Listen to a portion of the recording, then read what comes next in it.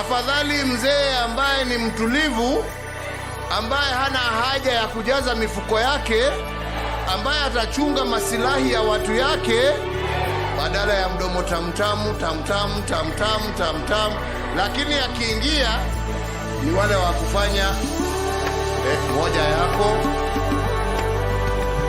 nusu ya mwananchi, mbili yako na tano yangu. Na mnawajua nyinyi mna. Kutafuta uongozi kwa kutumia dini au kutumia kabila unagawa watu. Kazi ya uongozi ni kujenga watu wawe kitu kimoja.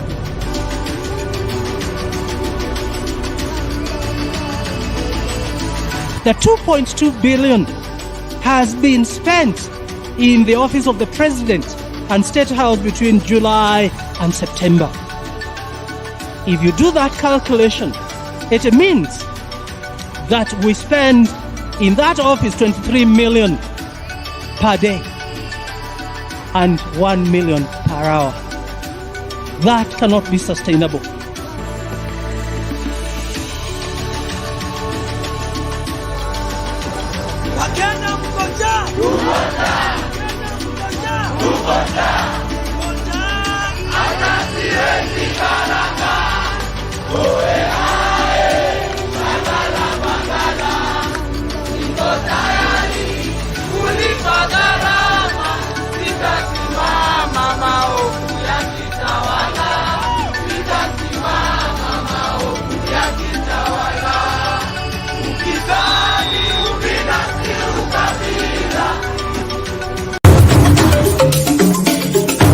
Sisi vile vile sio wote ambao wanataka ugomvi kwa sababu ya ugomvi. Niwaambia nyinyi ni wajinga mkimfuata Ruto.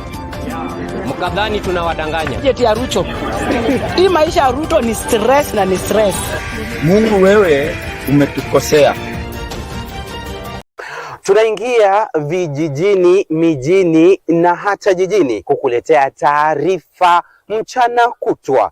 Usiku tunakaa kitako, tunadadavua tukichanganua taarifa na makala muhimu yanayokuhusu wewe na familia yako. Nasikia watu wanasema baba ametusaliti. Between baba kutusaliti na sisi kusaliti baba, nani amesaliti mwingine? Inapeangwa, it mostly goes to foreign ministries. So baba is overqualified for that position. To build this railways for Africa. So now he's thinking about tumemkataa kama baba wetu. Unaweza kuwa kuna mtoto ulizaa ukapatia nchi ikuwe inamfanya vile inataka. Uhuru has been working very hard. Ruto akaenda huko na nguvu. Ruto was never invited in the inauguration. Ungana na Bernard Ngozi kwenye Open Forum Political Show kuanzia saa 4 usiku hadi dakika zake kila siku ya wiki kwenye Sound Candid Talk. Open Forum Political Discussion Show. The show that gives you an opportunity to air what you feel and think about the latest development. Tukutane Sound Candid Talk.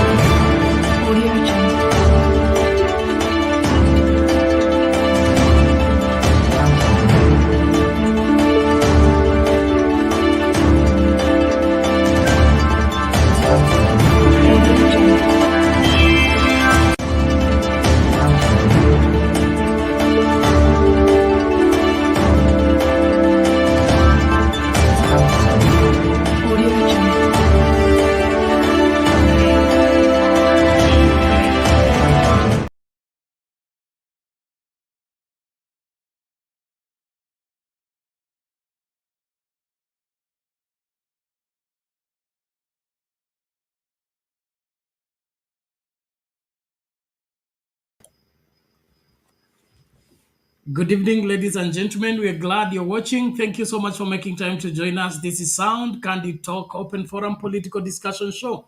The show that gives you an opportunity to air what you feel and think about the latest development on our political front. Well, a lot is taking place so fast Therefore, everybody must work hard to stay on the cutting edge as far as making sense of our politics is concerned, and of course, remaining on top of all matters. This country is experiencing different issues at the moment, which are very painful. And of course, the response of the government, on the other hand, is wanting, and therefore Kenyans are left between the rock and the hard place. The tussle between the government and the doctors has not come to conclusion. The doctors have turned down the offer by the government on their return to work formula. And therefore, the pains of Kenyans who seek public health care continues until a lasting solution is found. Well, in this particular show, we'll be looking at what is cooking at the Ministry of Health and why is the government digging in on the issue of intern doctors, because that's the only thing that is remaining. If that is cleared, the doctors will be back in their workstation and Kenyans will have relief. What is it that the government doesn't want to pay the 206,000 Kenya shillings for the intern doctors, and instead they are insisting to pay 70,000? Well, let's also look at that widely. And then, of course, the main story that is running is still on the aftermath of the general's send-off, the events surrounding the burial, and Kenyans having different responses to the same. We can't just let this story go away that soon, and therefore we'll be revisiting to look at what are Kenyans saying on the same. We have claims and counterclaims. Now there are prophets who claim they are prophesied, they saw, they declared, and so many things. This country and the world is seeing so many things that are a little bit disturbing. But all in all, asante sana. Nawashukuru kila mmoja kumakinika kuingia show. Glad to report we are back on the main channel as well, and therefore we are asking everybody to join from wherever you are. Sound Candy Talk live YouTube channel, and we are also live on X as well as extended to Facebook. So wherever you are, whatever you are up to, this is the show for you. And we all need to congregate and make a difference, even as we dive deep into analyzing our politics the right way. We embrace valid reasons why things are looking the way they are looking, and then, of course, seek a lasting solution to what is bedeviling us. Thank you, those of you joining us on TikTok.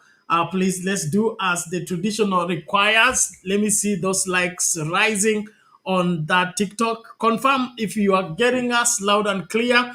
And if you have a question, a comment, let me see it in the comment section, and we'll be able to air some of it even as we continue to engage with the rest of the Kenyans around the world on Sound Candy Talk. So look for us, Sound Candy Talk TikTok channel, Sound Candy Talk Facebook page, Sound Candy Talk YouTube channel, Sound Candy Talk live YouTube channel, as well as the other handles. So we are here to see to it that everything falls in place. So chukua jukumu, karibisha mtu, hakikisha kwamba kila mtu amemakinika katika kufuata kipindi. Naamini kwamba suluhu litapatikana tu wakati wa Kenya watakubali kusema ukweli, kusimamia ukweli na kutafuta haki ya kila. Naomba tafadhali tumakinike tunapoangazia masuala haya. So serikali inasema kwamba madaktari wetu they are insensitive. I don't have a Swahili word for being insensitive. Inaonekana sasa imegeuka kwamba sio serikali iliyokosa kutekeleza mkataba ambao umekaa miaka 7 ukisubiriwa Sasa leo hii imegeuka ni madaktari wako na shida wala sio serikali. Yaani hii nchi iko na mambo mengi sana. Hivi kwamba wanasema muhini na muhiniwa njia zao sawa. Kuna ile hali ya wewe unakosea madaktari lakini unafanya nini kusema hao ndio wako na makosa kwa sababu hawajakubaliana nawe. Cha muhimu hapa ni kutafuta ukweli. Kama madaktari walikubaliana na ikawekwa kwa mkataba na mkataba ukaweka kotini kwamba malipo ya madaktari itakuwa hivi na italipwa kiasi hiki, na wewe ukasign ukakubali, ikawekwa kotini, ikakuwa rubber stamped, then you honor the deal. You don't begin to dilly again and begin to revise what was agreed upon. In my opinion, the government is the one playing games, and it should not be doing so because Kenyans are at risk, and it is the duty of any government anywhere in the world to take care of its people. If it is not taking care of its people, then it should not be called government, and neither should it be led to exist. Let me see the number of viewers increasing, please, as we engage. I can see Sound Candy Talk live leading.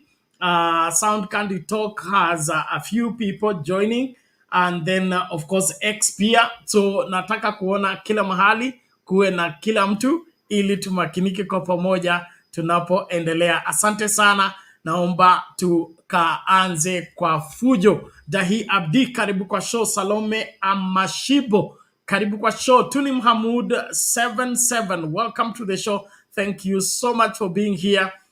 Finally, we are back. We are glad to be back.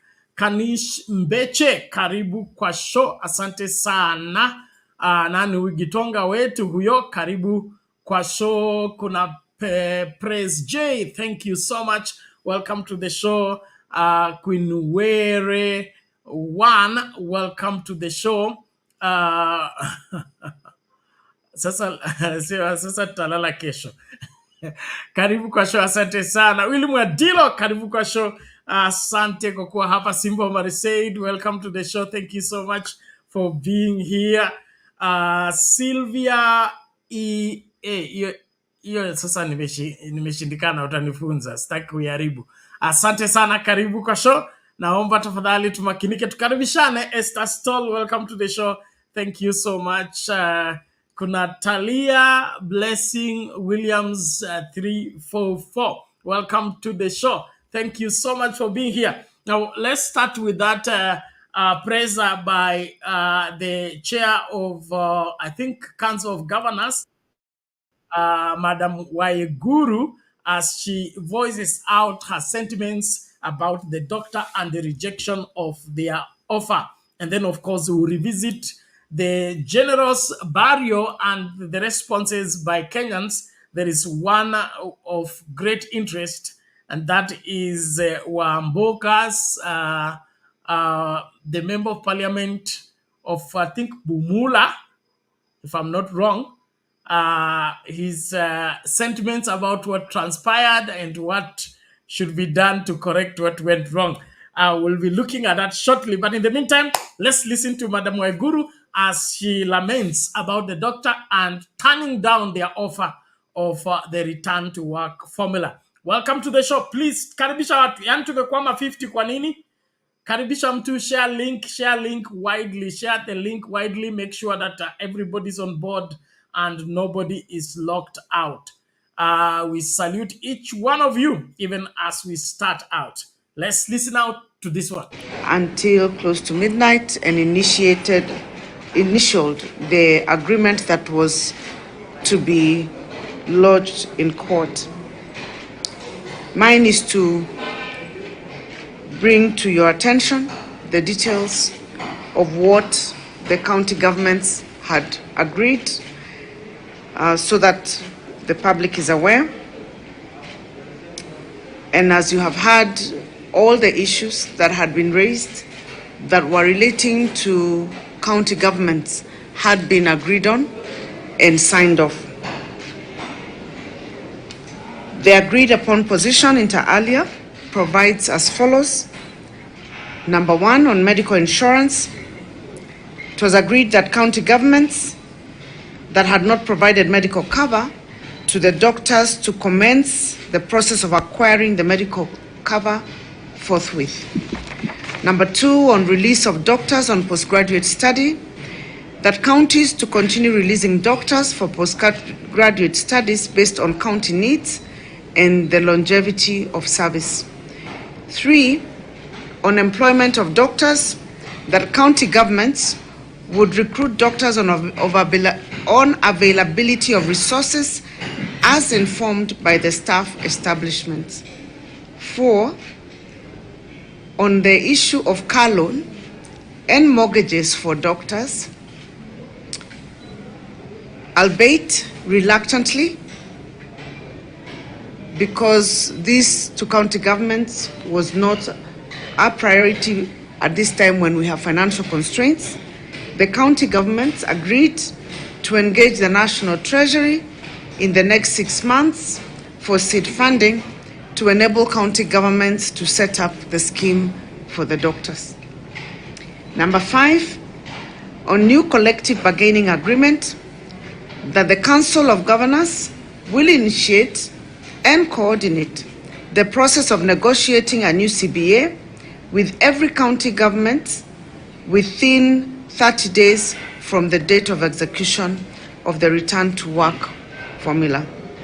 And six, on basic salary arrears, the county governments shall make payments of the basic pay salary arrears accrued to the doctors as contained in the CBA 2017-2021 upon receipt of a conditional grant from the National Treasury.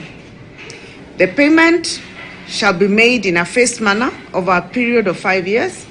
Further, that resources for sustainability shall be provided by the National Treasury and payment by county governments shall be subject to the National Treasury providing the resources.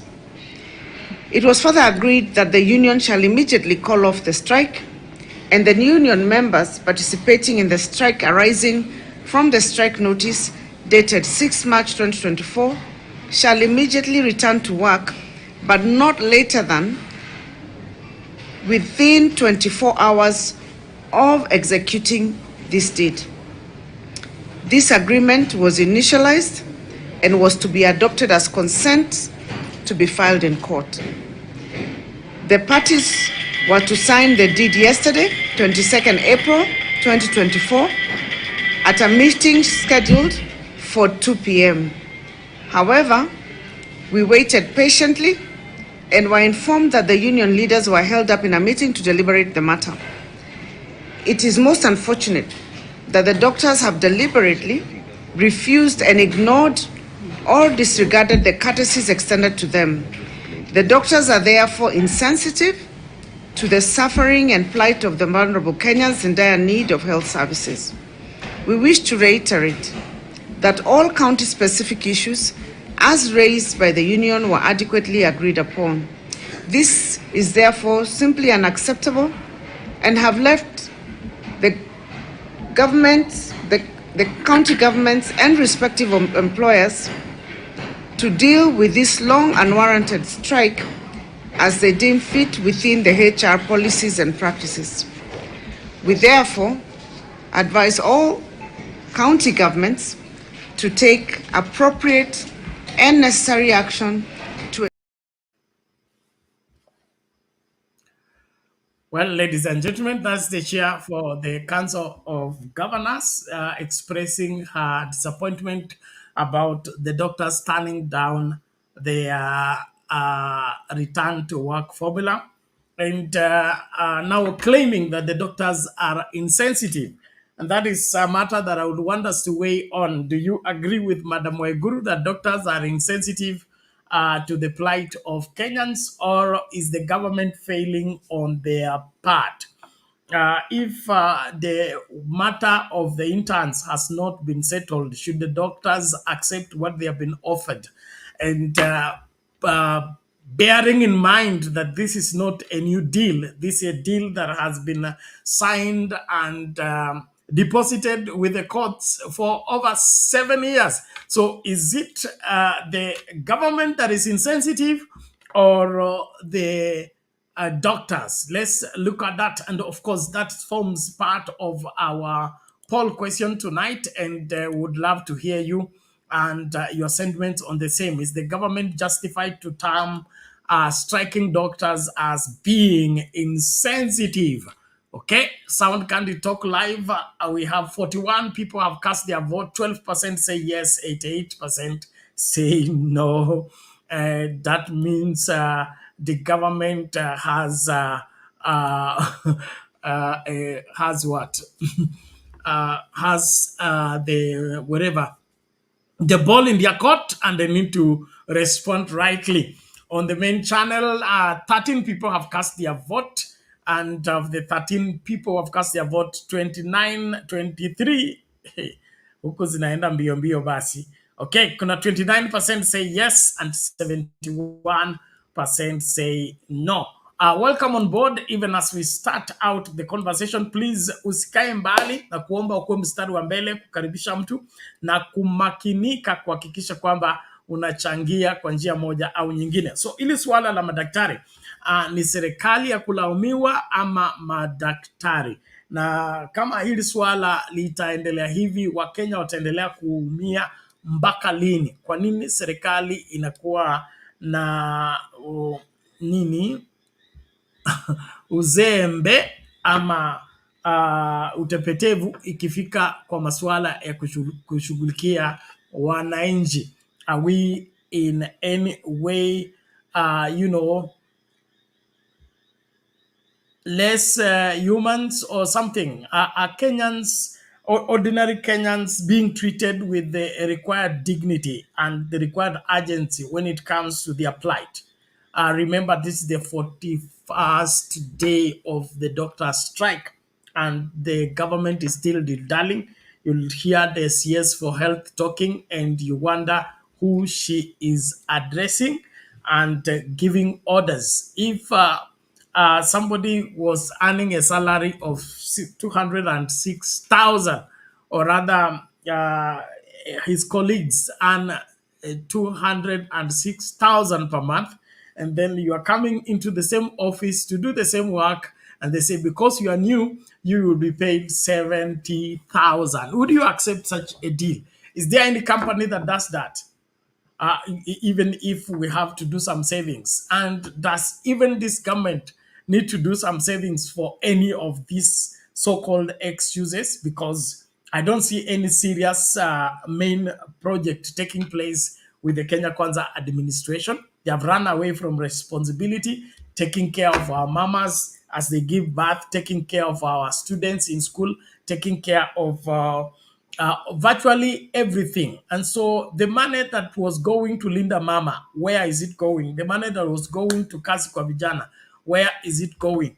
The money that was going into the subsidies, where is it going? Why can't we use that to settle the doctors so that doctors can have peace of mind and concentrate on doing what they are supposed to do? And so this aspect of people trying to, justify their incompetence and their carelessness when it comes to dealing with matters concerning Kenyans should not be tolerated. Well, karibu kwa studio wote ambao mnahusika, tafadhali link ya kutumia kuingia studio ipo. Naomba tu tafadhali tumakinike, tutekeleze wajibu wetu. So hiyo masuala ya vuta ni kuvute naona itaendelea mpaka siku ile serikali itakubali kutekeleza wajibu wake. Mimi na support madaktari wasimame imara mpaka wapate haki yao. Miaka 7 ni miaka mingi. Kama umengoja mpaka sasa mtoto aliyezaliwa 2017 ameenda wapi? Grade 3. Na we bado huko hapo, watu nasubiri CBO ifanye nini? Ikue honored. And then after that they are asking for another 5 years. This is not acceptable. And so doctors should be treated with the required respect. They are taking care of us. They need not to be made angry. They should be guarded and protected in every way, and should be a priority for the government. Any serious government should take care of their doctors and all the health workers, because Those are the people who take care of the health of the country. How do you mess up with them and expect the country to continue being healthy? Well, let's engage even as we continue with the conversation. Wakereketo wa kuingia studio, sijui mmeenda wapi kina Undumani, Msimamo na wengineo.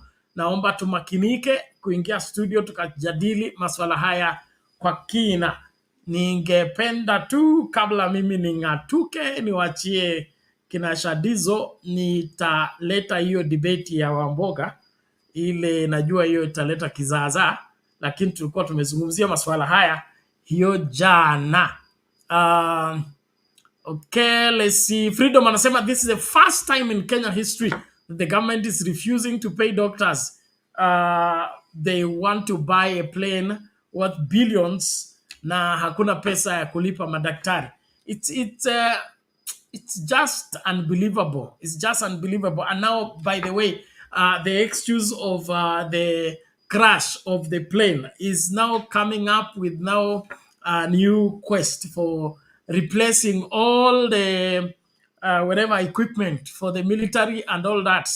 Naona kuna tenda fulani wekesa kwa karibu kusupply ndio ndio maana ya mambo haya. Hey, Mungu saidia Kenya. It's crazy that people want to create a crisis. From the crisis they want to spend the money kiholela, kwa sababu hao ndio wanataka kuwa masupplier wa new planes and new war equipment and other equipment for the military. This is crazy. Even if it means replacing, things are replaced gradually and systematically. Okay. Press J anasema Bena, they want to buy Ruto a new presidential jet and the same government is out of money. That's what we wonder. Is it important for Ruto to loiter around in a presidential jet when doctors are on the street striking and sick people are unattended to? I mean, what is the importance of Ruto running around the country or around the world? What do we stand to gain when our sick are dying, our doctors are jobless? Now there is the new scam, the fertilizer. We were told it was fake. It wasn't fake. It was not. It was substandard. It wasn't fake. Now the farmers who used the fertilizer have evidence to prove the fertilizer wasn't the fertilizer. It was poison for their farm. Now the maize they planted using the fertilizer has refused. It's crazy. This country needs an overhaul. If this is how we want to manage these things, no way. And so let's get our priorities right. And getting our priorities right means let's place demand where it is required. The president's office is not every office. And taking care and making the president comfortable does not mean every Kenyan is comfortable. And so businesses are closing. People are giving up. Everything is winding up. Then why should we give priority to, things that I don't think they are not productive. I think the best place to invest is in industries. Get Kenyans employed. Get Kenyans productive. Build up the economy. And when the economy is doing well, then you can replace some assets according to a timeline. But now buying a jet, okay? How will that translate into the Kenyan economy recovering? How will that translate into ordinary Kenyans getting whatever 3 square meal? How will that help the recovery of agriculture? I think even selfishness has some level of limits. You can't be too selfish that everything has to revolve around you. State House under renovation. Let's remove the tarmac. Let's put cabron. Oh, cabron are not working. Let's remove the cabron now, put back the tarmac. I mean, all this experimentation for what? Oh, let's renovate Kashagwa's office. the building of the house took 450 million. Now they want to renovate using 650 million. Where does that happen? So Kenyans, let's wake up and begin to ask right questions. Things must be done rightly. The Bible demands that things must be done decently and in their order. This one that is happening in this country, this is not in their order. This is in disorder. You can't leave people dying. And then you're busy claiming you need this replaced. That the CDF crashed and so the plane should be replaced. No. We can do it differently. Liz anasema if MPs stop paying themselves sitting allowances, they have over 1 million monthly salaries, they can afford to pay the doctors. Aya, Lizem ndio huyo anasema kuna hii kitu inaitwa sitting allowance. Kukuwa mbunge si ni kwenda kuketi kwa bunge na kuongea. So itakuwaje wewe umeajiriwa kama mbunge, una mshahara kama mbunge, tena unalipa sitting allowance? What is called sitting allowance? Where does that come from? I mean, being a member of parliament means you are a sitting member of parliament. So why should you be given allowance for sitting when you are a sitting member of parliament? So all these double payments, excesses, double expenditure, all these wastages, if it's only controlled, we'll have our doctors in place, we'll have our country in place, we'll have our industries recovering. But they don't want to touch there. Why? Because they are beneficiaries of the excesses and the wastages. Aya, karibu kila moja, naomba tumakinike. Nani huyo hajaingia studio? Karibuni wale watu wote ambao mnaingia studio. Ukiwa Facebook ama ukiwa X huko linki ya ifikangi, lakini naamini mnafuata. We have over 6 people on X. Karibuni. Sound Candy Talk is recovering bit by bit. Sound Candy Talk Live is leading by the people who are viewing. So please, let's keep sharing the link. Share the link. Invite as many as possible to be part of this great conversation. Ubuntu anasema, I've never seen such a fake president. 23/7 on the street. What is this yelling, using abusive language since Uhuru Kenyatta till now? Crazy. Well, let's engage. Na mimi nasubiri wale watu ambao wanaongea maswala. Okay, wacha tuminilete hii video alafu nikimaliza nitakuwa na ngatuka mapema leo. Let me bring in this.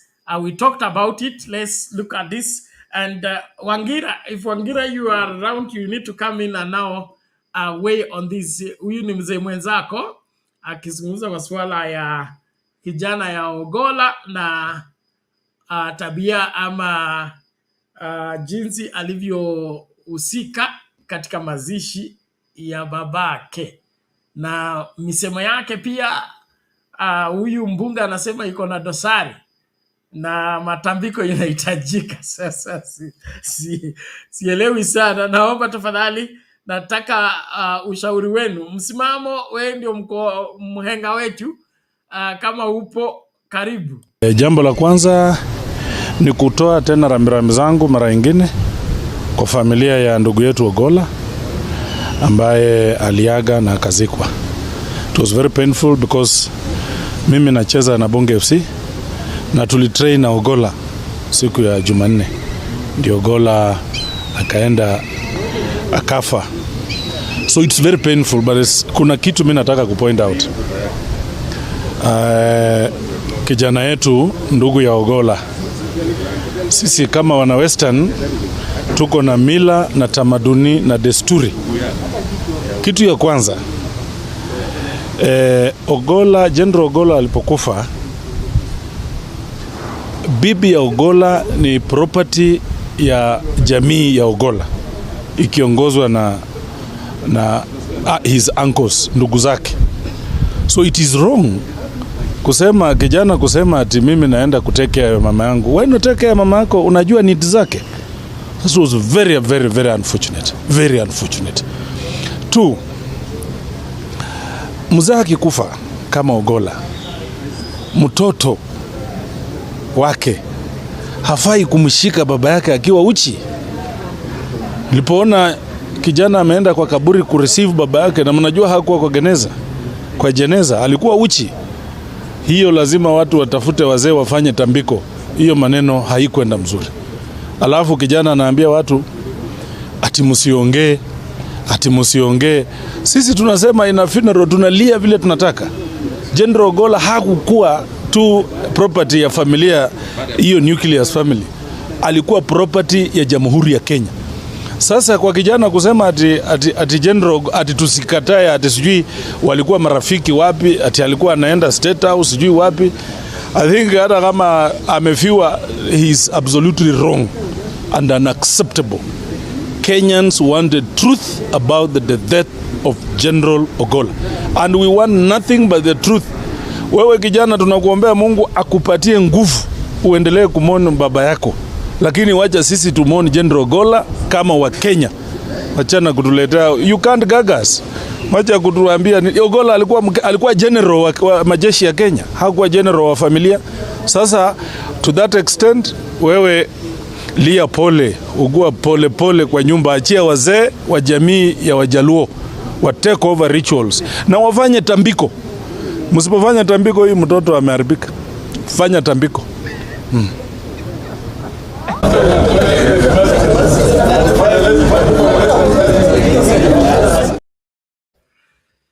Haya, wazetu hao wanasema mfanye tambiko. Sijui wewe unaonaje mambo haya? Ningependa kupata maoni yako, na ni swala nyeti hapa ambalo kwangu mimi, kama vile niliwaambia jana, kwetu ifanywe hivyo.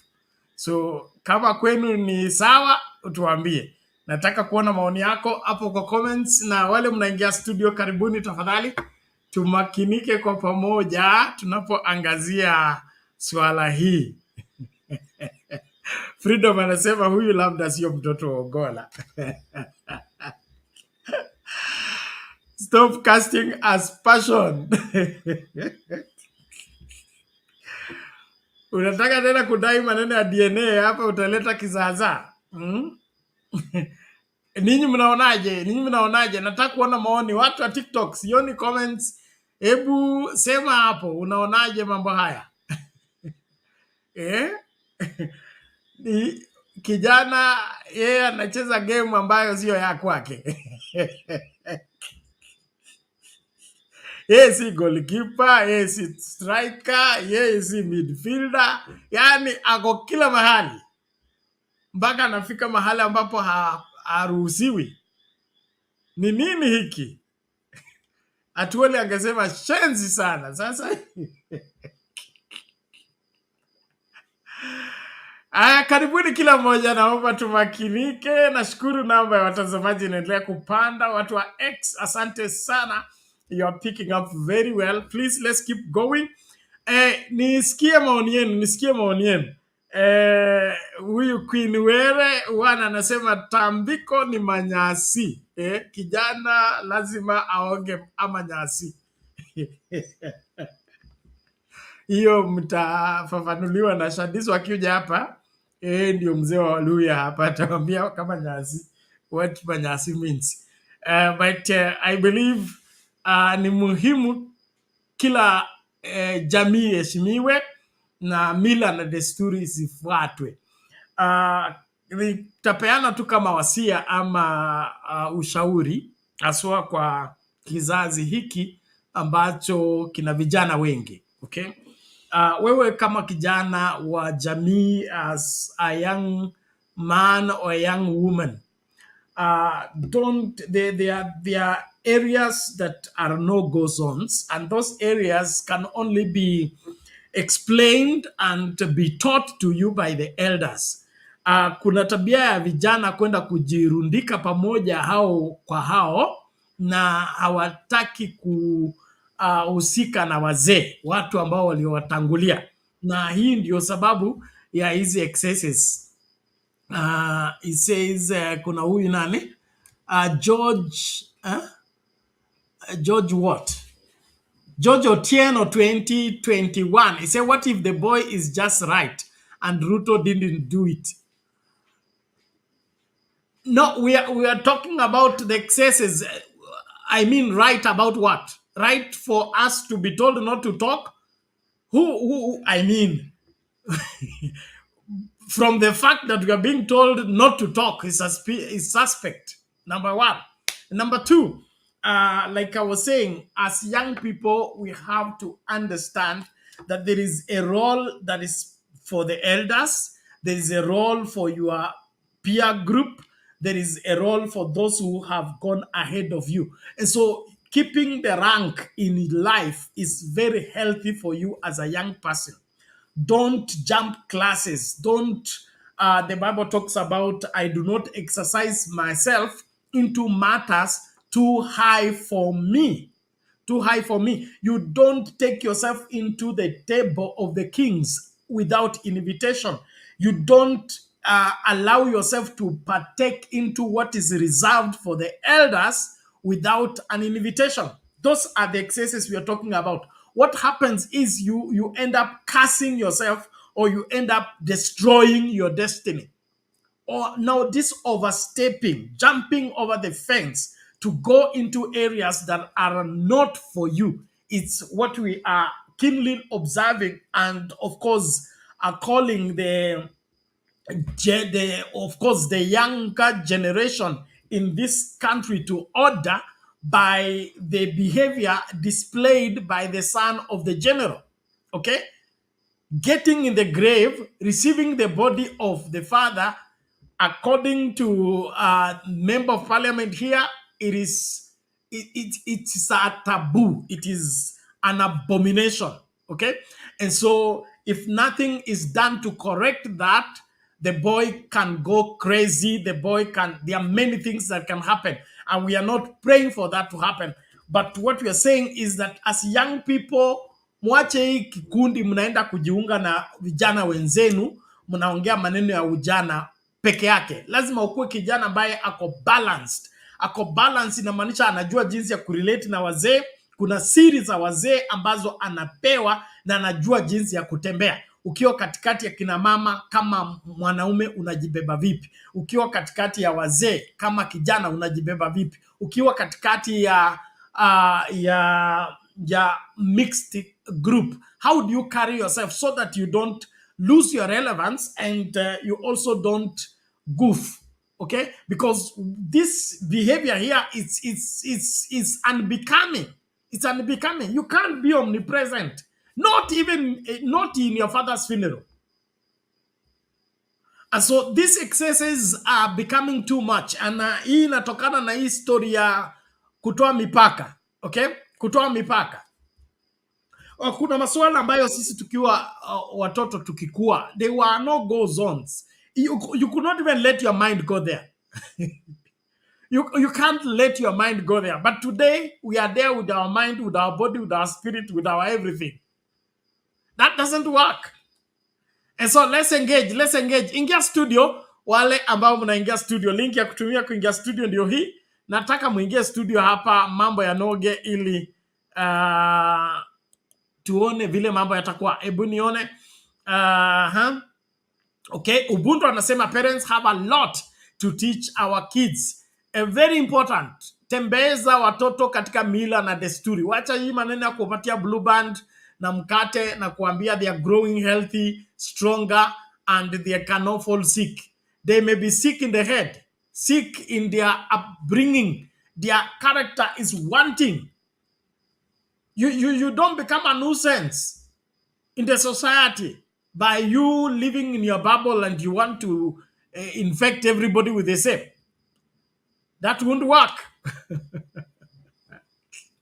Okay, Esther Stolaf anasema kweli kabisa, labda si mtoto Ogolla.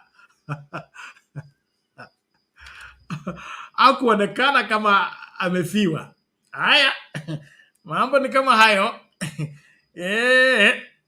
Kuna nani huyu?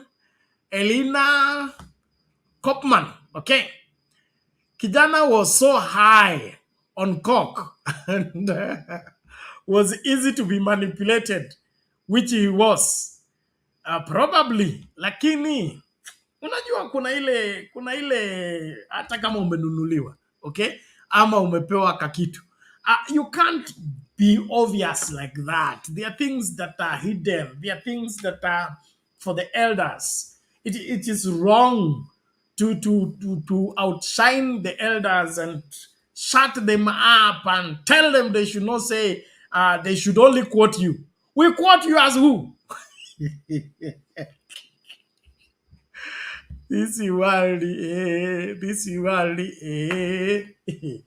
This is crazy. That we should only quote the son of Ogolla as who? When did he become a point of reference? Hii ni kali sana. Okay, Quinwere one anasema our children don't want to learn at they are civilized modern. There's no civilized modernization. Culture is culture. Okay? Culture is culture, and if you don't keep within boundaries, unakufa kabla ya wakati wako. That is it. The risk is not just a matter of going crazy. It's a matter of you dying before your time. Because you expose yourself. You expose yourself by exercising yourself in matters too high for you. So let's be bridled young people. Let's be, cautious. There is a Chinese saying that goes, a cautious foot can walk anywhere. A cautious foot can walk anywhere. Don't take on what does not belong to you. It will mess you up. Well, Shaima Hussein anasema na yule Ole Sapit. Ni kuonana ama ni kunona ama ni ugonjwa. Sasa Shaima hapo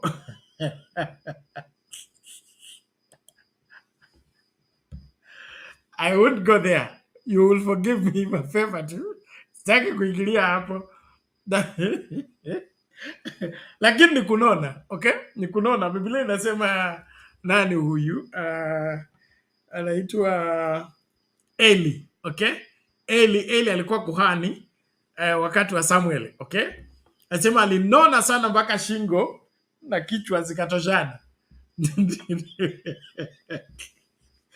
Kwa kukula minofu inayotokana na dhabihu ya wana wa Israeli. So tutasema tu ni kunona.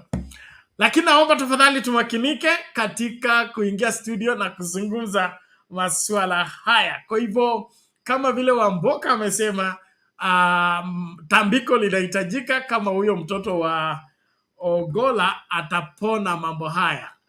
Bila hiyo, kulingana na mila na desturi zetu, kijana amevuka mpaka. Sijui unaonaje? Okay, Ian Brian hapa anasema alikuwa overwhelmed na inheritance. You could see that clearly. You could see that, and it's crazy. You even camouflage. You don't show it openly like that. Who was chasing after his inheritance? Who was in competition with the inheritance? Who did he want to block from the inheritance? Time inheritance inakuja. Mikakati ndio itaanza kupangwa sawa sawa. All the same, thank you everybody. As we join, please, let's be on the forefront. Nichukue one more text before tumlete Steven ameingia. Ubuto anasema now you can see what Ruto and his Charlene did. Who was she to make that? And the father of the late could not be given a platform. The father of the late was not given the platform to. The old mzee was isolated, just that soldier who went to. Okay, now those are the questions we are asking. What really happened that the funeral turned into a UDA rally instead of it being in honor of the departed? And the departed person was an honorable, not just an honorable member, an illustrious son of the soil, the CDF of the Republic of Kenya. Didn't we have even the fear of people? If we don't have fear of God, that we could just let this man be honored. In a single day, he was leaving. He would not come back again to ask you for anything. UDA will continue. I mean, what was the importance of marketing UDA in Ogola's funeral? Okay, Queen Were na kuleta Steven ngoje hapo. Queen Were anasema, I remember Kuku telling me that there are even dreams you can't have when you are in your son or in your daughter's house. If you are visiting. Haya basi. Sasa hayo ndio masuala ambayo mnapaswa kupitishia watoto waelewe kwamba wafu wanashughulikiwa na watu hivi. Mtu kama amekufa, kama ni kuoshwa, anaoshwa na watu wa rika yake, age mate. That is why we had peers. Okay? If you are not in that age group, you are not supposed to get anywhere near the house where that bathing is taking place, where the dressing is taking place. You are not in that age bracket. And so all this business of small boys going to do roles that belong to elders is wrong. And nobody should say that is civilization. It's stupidity, it's not civilization. Everything must be kept within your ranks. You remain within your rank. That's how to be respected. And I don't care. Na hii inatokana na hii kitu mnasemanga age is just a number. Najua hapo tutarudi baadaye. Kwanza nimlete Steven. Steven, namna gani? How are you, Bernard? I'm good. Welcome. Yeah. You see, yeah, we are, I trained as children, youth, international development. Yeah. So what the son of Ogolla showed us was not good, surely. That time when I was watching him, I was like, he was telling us, oh, he's going to build Dono Secondary School, the old CIR. And that time, he was in Senate Primary School, Senator Obama. Imagine, he cannot do anything in terms of the elderly. Yeah. You see, families matter. We have children, many children, for that matter. But you see, if a child want to decide where the dad is or the mother is, it's not nice to us. It's not nice. It's not nice. So we don't know. Like one person said there, I was so surprised that he went up to the grave inside. He should be in a crying mood, yeah, to his dad, such that he should be supported, but not is the only one to enter the grave. I saw it. He went inside. You see, these are the things which really also bring culture into jeopardy. Culture is good, but if they misuse it, it's not good. There's something called normative order. Normative order. Norm. How you eat. When you go to the rural, you don't eat with a spoon. Yeah. Yeah, because your mom will not be happy. Yeah. When you are in the city, you don't eat with your hands. Surely. It's called culture etiquette. Yeah. We have them all over the world. Yeah. So I mean, I don't understand. Okay, let me come to Ouko, because that one I know very well. You remember when Ouko died in 1992? It was not easy for us as students that time. Now I'm old. I'm around 50s and above. We were expecting the wife of Ouko to be on our side. Then she pretended she was just talking rubbish.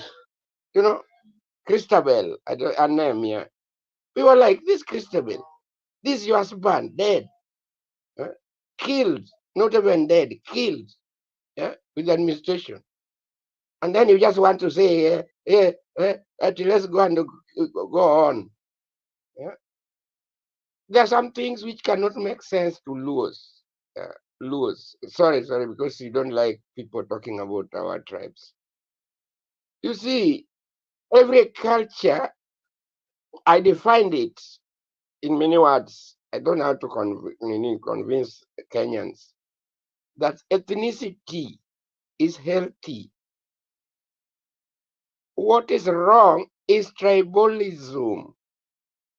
Tribalism means that the resources in Kenya are divided arbitrarily. Yeah. That if you have a Kikuyu, he wants a Kikuyu to the office. A Kalenjin in office. Whatever in office. That is wrong. We should not encourage that. We have 52 million Kenyans breathing and alive. That's excluding the ones who are born. Imagine. Now let me go to doctor strike. The doctor strike is very unusual. That if Ruto, that's why I don't like Ruto. Yeah. If Ruto could afford all these things, nonsense, even that a daughter went to that funeral in a chopper. Yeah. But what about the doctor?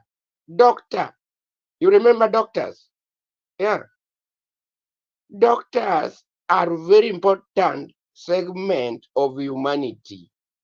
Yeah. Whether public health, whether clinical health, whether medics, doctors, these are very important segment. 200,006. Why not pay them? Let me come to devolution. Me, I would have wished Kenya that devolution remain the same, but functions be devolved. We want to devolve every treasury.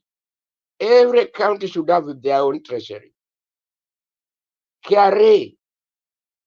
Every station should have their own KRA. And that's why we introduced decentralization. That time we call it decentralization of governance. We thought it wise that all this money should be decentralized next to people. Yeah. And when it is next to people, that is when everything will work. Yeah. But this camouflage, oh, we devolve this one, we don't want to let it go. This one, let us keep it in the central government. Look what is happening in Nairobi, where I was born. Nothing is working in Nairobi. Yeah. Okay, it makes Steve. me annoyed. Yeah. Thank you. Thank you, Bwana Stephen, for a good start. We appreciate it. And thank you for linking us to our history, which is necessary for us to be able to judge matters rightly. I appreciate everybody joining us on TikTok and X and Facebook and elsewhere. Please tumakinike kuhakikisha kwamba tuna karibisha mtu, tunakumbusha mtu. Kuna wengi walikuwa wamelala, waamshwe wakuje waseme masuala haya. Na swala nyeti bado tunazungumza kuhusu mazishi ya Generali Ogolla na tabia ya kijanake ambayo kuna wanayoitetea na kuna wale wanayoipinga. Na mmoja wa wazee ama mmoja wa bunge leo akasema tambiko mpaka lifanywe ndio kijana apone. Sasa namuona Wangira amekuja, lakini tumsikilize Muhenga kwanza. Msimamo. Umemsikiliza Wamboka? Asante sana ndugu yangu Bernard. Kwa kweli sikuzamia sana leo katika kudadavua maneno, lakini kwanza pokea zangu kabla sijaendelea, kisha niruke kwa ndugu yangu hapo mkongwe hapo, ndugu yangu Steve kwa story tamu. Lakini vile vile pia kuna kakangu mkubwa hapo upande wa pili, namuona ndugu yangu Gerard Joram Wangera. Lakini sasa hii Gerard Joram ananikumbusha kitabu fulani cha Joram Kiango, sio kama uliwahi kukipitia. Bwana huyo anajiita Joram Kiango, niliwahi kupitia enzi hizo nikisoma soma. Lakini nimalizie kwa ndugu zangu upande wa comment section kwa kazi safi hasa kuongeza na dada yetu hapo Tuna Bernard. Kwa haraka haraka, unajua sikai sana hapa, mara natamani kukaa hapa, lakini alafu napimiwa hewa kiaina yake, hivyo cha mnyonge huwa kinyonge nyonge, wacha tulipeleke lilivyo. Bernard, mimi nitagonga tu ndipo kwa haraka haraka, maana sijui kama kulalamika kuna suluhu ama kuna jawabu. Kulalamika sijui kama kunaweza leta suluhu ama jawabu, ama kutenda ndiko kunaleta suluhu ama jawabu. Ni vitu simple tunaviuliza kwa wale wasoma tuna labda hubana, kwa nini amemaanisha nini? Nitarejea tu kwamba Wakenya kwa miaka 60 tumekuwa ni wengi wa kulalamika. Tunalalamika hivyo sivyo bwana, unavyofanya sivyo, haiwezekani bwana. Sasa nadhani kauli hii imetuleta pahali ambapo tupo. Kwa hivyo Wakenya kulalamika kumetuleta mahali tupo Bernard, kimtazamo wa msimamo. Na kwa haraka haraka nadhani itafikia wakati haswa wa kuweza kuamua sasa kufanya vitendo kama Wakenya badala ya kulalamika, maana kulalamika hatutapata suluhu wala hatutapata jibu.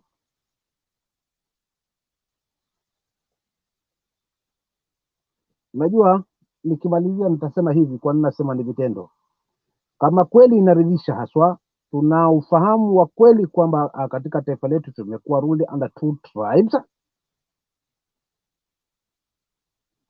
and whatever we are witnessing it here at Kenya now, kama ni lawama ni kwao. Je, inatosha kufanya maamuzi na kutoa vitendo ili tupate suluhu la kila jamii, kila jimbo kujitenga? Nitaachia pale kwa sababu sioni kwamba mimi ninapata jibu gani kwa haya machafu tunayoshuhudia, mauaji. Nitaachia pale, asante. Okay, asante sana msimamo. Misumari hapo. Majika. Okay. No, okay, asante. Let's mute your mic. Okay, thank you everybody. Please, let's be on the forefront to invite each other even as we continue the conversation. Let me look at the poll question we are asking tonight. Is the government justified to term striking doctors as... Okay, there is some feedback there. Let me refresh to get the right, accurate. Okay, number of votes. This is Sound Candy Talk Live. 72 people have cast their vote already, and only 42 have liked the video. Is the government justified to term striking doctors as being insensitive? 12% say yes, 88% say no. Let's look at the other channel and see how we are voting on the same question. If the government is justified to term the striking doctors of being insensitive. Are they correct in doing so? Okay, so far, how many votes here? 33 people have cast their vote. Only 19 have liked the video. And then, of course, let's get the verdict. 33 cast their vote. 15% say yes, they are justified to term striking doctors as being insensitive, and 85% say no, they are not justified. So from the look of things, the majority of Kenyans think the government need to up their game and stop blaming the striking doctors for their negligence and failure to honor the agreement that has been lying for 7 years. Karibu kila moja. Nimlete sasa Bwana Jared Joram Wangira. Karibu, hali vipi? Ben Yes, kind kidogo tu nitatema hapa, yes. nitampisha kakaangu mkubwa anisamehe pia kidogo tu. Unajua Bernard, Yeah. lazima nitoboke tu nimalize kwenye fungudo langu kwenye roho. Yaani bunge limekuwa vitimbi. Unajua, ukitaka kujua kweli, tazama kauli. Nifuatilia tu kidogo bunge leo, lakini nikapata picha nyingine tofauti, ndio maana nimekuja na hii misumari. Msinielewe vibaya ndugu zangu, kwa sababu ya jinsi watu wanavyotoa sifa na kutetea.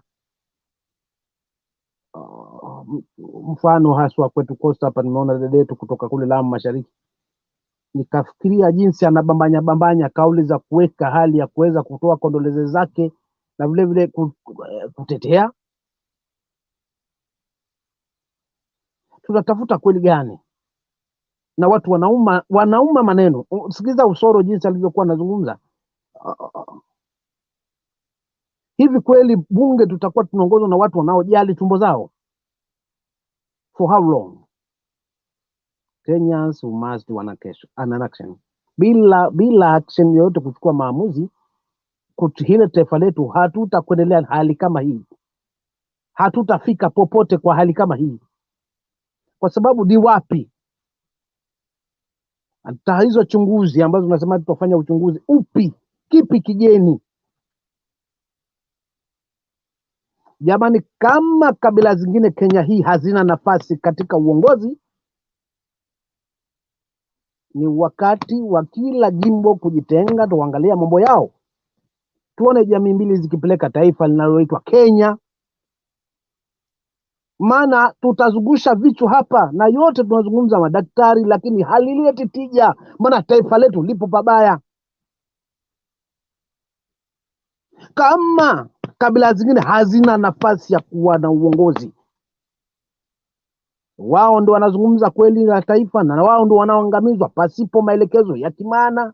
Tena wabunge nao wenda na wanatetea pumba, haileti shangwe. Bedadi, mimi nitafungia hapo leo. Kama nitakuwa nimekosa, ni bora nitapike kama msimamo. Kila jimbo lijipange.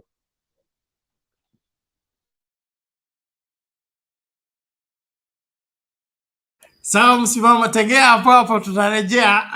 Kuna maswali utajibu, ndio utuambie kama jimbo lako limesafishwa na likatakasika, ama si kuna devolved corruption, ama kuna nini.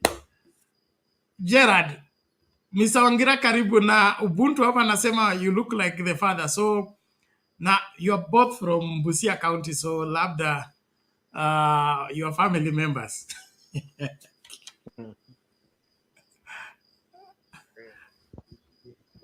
How are you, Bernard? I'm good. We can get you. Go ahead. How are you, Steve? Who is this? Who is this claiming that I look like his father? I didn't get it.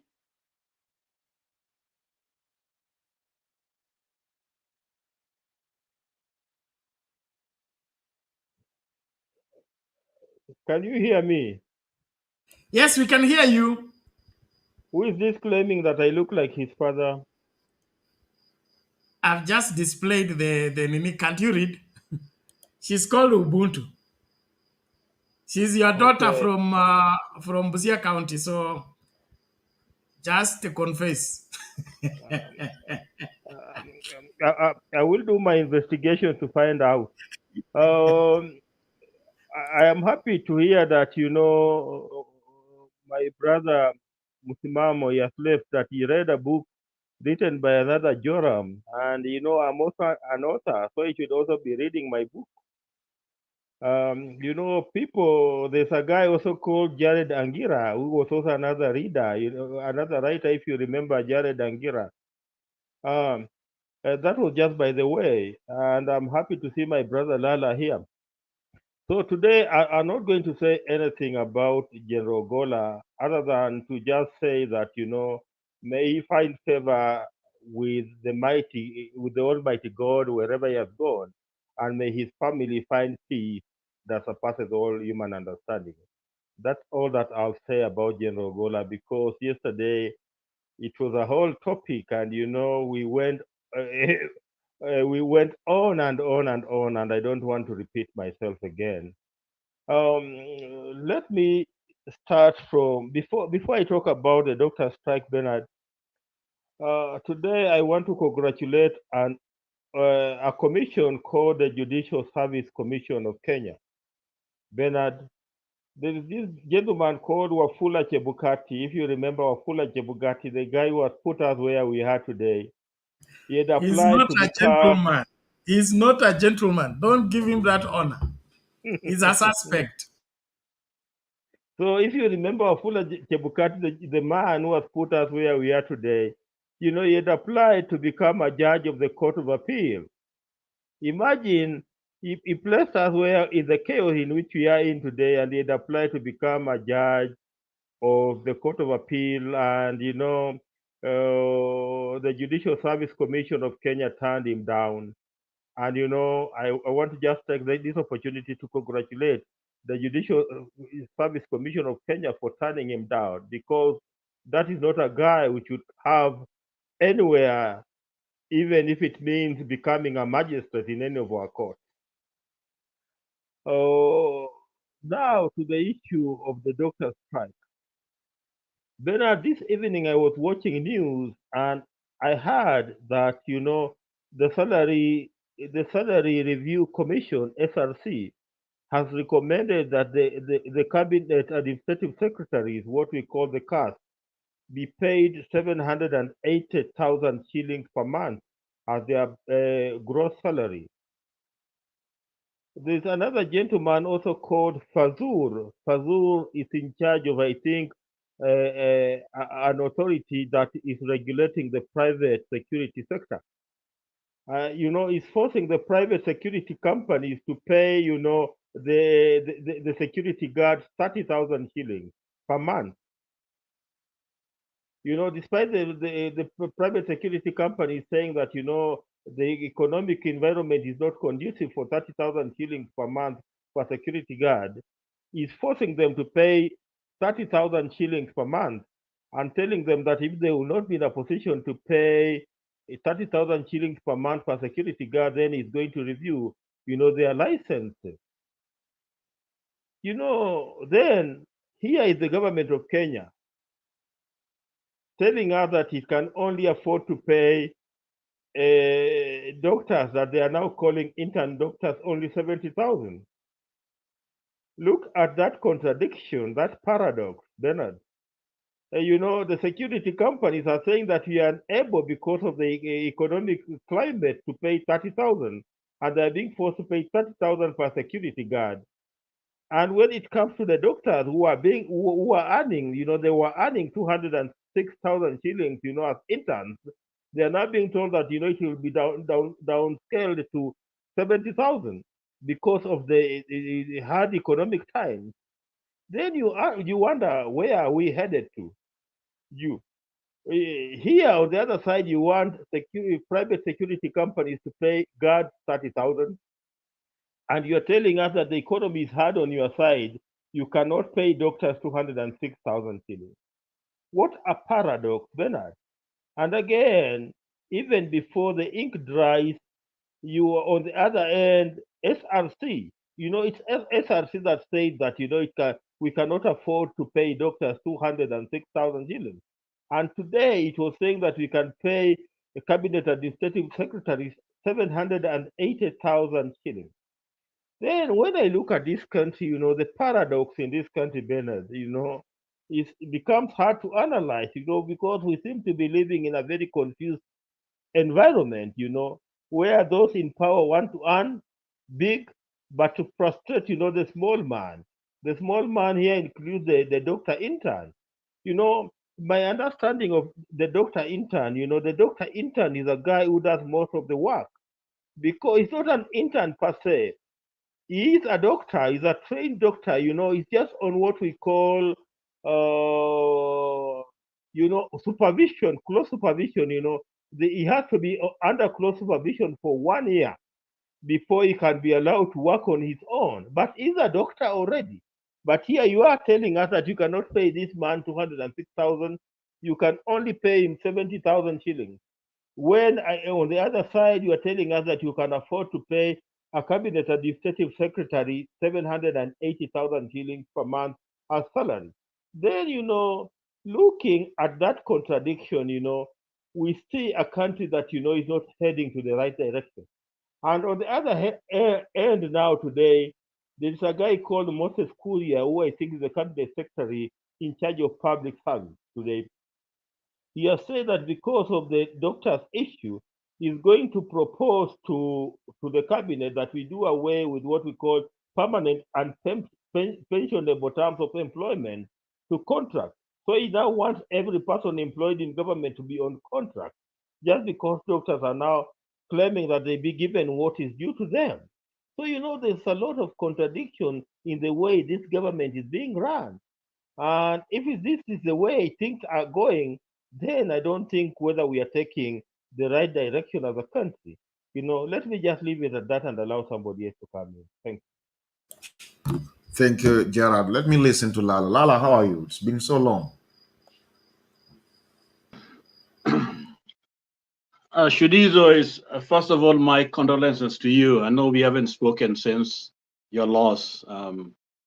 My thoughts was with you. We prayed for you, and we pray that God will continue to sustain you through this difficult time.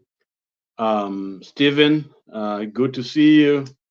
And Wangira, I'm happy to hear your voice. You got a great voice. I always love to hear you. I think Bernard left. I don't know where he is, but and all of us, all of our number in the background, I'm Jumbo. I just want to emphasize what I saw. Let me just comment on the military role in the burial. And I'm speaking as someone who is always involved with funerals. My title is called Military Life Consultant, a family life consultant. That means that when our dead, whether from Iraq, wherever, come home, we are required either go through the military or through Red Cross to get the bodies, send them to funeral homes, and organize funerals, okay? Military funerals. And if here in the US, the lead people is always the family. The military will work with the family, they give direction, we respect their views. The immediate family are given their place to decide on what to be done, and then we as military come in under the direction of the family. They don't come and take over, everything. They come and blend and work with the structures that are there, so that if you have, because the US is not a melting pot. US is a country with people with different cultures. So every culture is seen during the funeral, whether there was South American, Irish American, they come with their Irish stuff and they play for them, Italian Americans, African American, Kenyan American, whatever. So everyone bring in a piece of who they are, okay? So this idea that people can come and take over a program and leave out the key areas of the culture not included is strange to me. I'm a Christian, and there are so many cultural stuff that I don't buy into because I think they're not good. But there are key cultural norms that we as Kenyans, we as Luos must, and let me say this, must uphold, or else we are like headless chicken moving around simply because we don't know who we are. And so those cultures are really important. Most of us celebrate other people's culture. We go to classical music and hear people sing in Italian, and we think that's really great. We go and buy their stuff, and you celebrate their culture. You go to Japan, and all you see is a culture, whether it's the home, the way they're built, their rituals, and the dressing and everything. It's a culture. And actually, where the cultures were damaged, they are not developed. Okay? See, Japan retained its culture. It's doing very, very well. Philippines and others that embraced, knocked down their culture because they are getting Catholicism. You see, the economy, and they're like a third world country. Okay? So there is something about culture that will help us keep the continuity of who we are as we adapt those things that we think will work well with us, so that we can retain our identity as Kenyans, which is a country with many cultures within it, subcultures, just like the US. You have different cultures. They don't just throw them away. And let me tell you this: even these big banks that you see in the US, whether it is Chase Bank, whether it is Key Bank, and all these banks are related to particular communities. They were credit union, which is like I don't know, the Kenyan equivalent, of society, or the circles that develop into this, and they are very strong foundation in those cultures. So you can see them celebrating those cultures. This idea that we can lose it because we are getting this new thing, no, it shouldn't be that way. What I expect is that when one has a will, they want things different. Because there's some cultures of mine that should go. We don't need them because they are not even culture. They are actually watu wanaenda tu kujifurahia in the name of culture. Culture respect the family, they respect the widow, respect the children, respect the older folks. In other words, in Luo culture, things, just like other African cultures, it's an elder who set the stage for almost everything. Whether you're building or you are having a harvest, they are the ones to eat the first fruit. Okay. So the key people to play a role in burials are elders. Okay. And actually, in most cultures, are very closely related. So this idea in the name of Christianity that is about, there's nothing Christian about some of these things that we adapt in. When I was doing my studies in death and dying, my classes were in a funeral home. Okay, we do embalming, we see there that I don't do it, but I watch everything else because my role as a traumatologist, I have to know exactly what's going on there. I remember the association of the U.S. Association of Embalmers and Funeral Home Directors asked us, because we had gone there as a church, to one of those classes, and we have a group of us, and they were talking to us. And you know what they said? They said, you know what? Here in the US, we are having a hard time, that you could be able to help us. We have people that come here and they are cremated because it's a good thing for them, okay? But then after a while, they tend to come to those funeral homes because that's the last place they saw the corpse of their loved ones. So they are having a hard time dealing with grief. So they wanted us as a church to help people like that by adopting some of those funeral homes so that people can be helped. And the reason is very simple. You see, cremation is an Eastern culture, and it's good for them that they're adapted to it. But when others do it, they have not been actually made ready to adapt those systems. So you create a problem for many people that they have to deal with aftermath. of those, some of those cultures that we change because we think we are new, we are this new Africans, we can do all these things.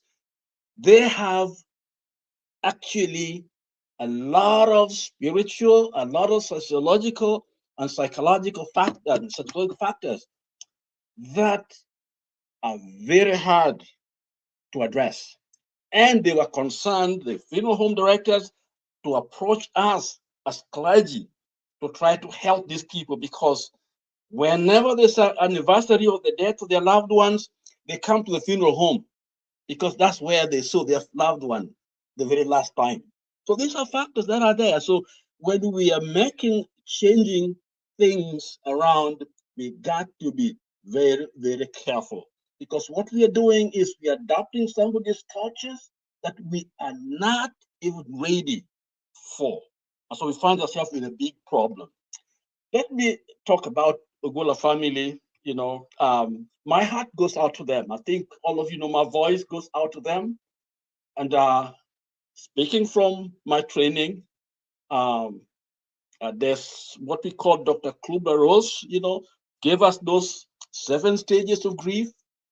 And they don't come in a particular order, they come in any order, okay?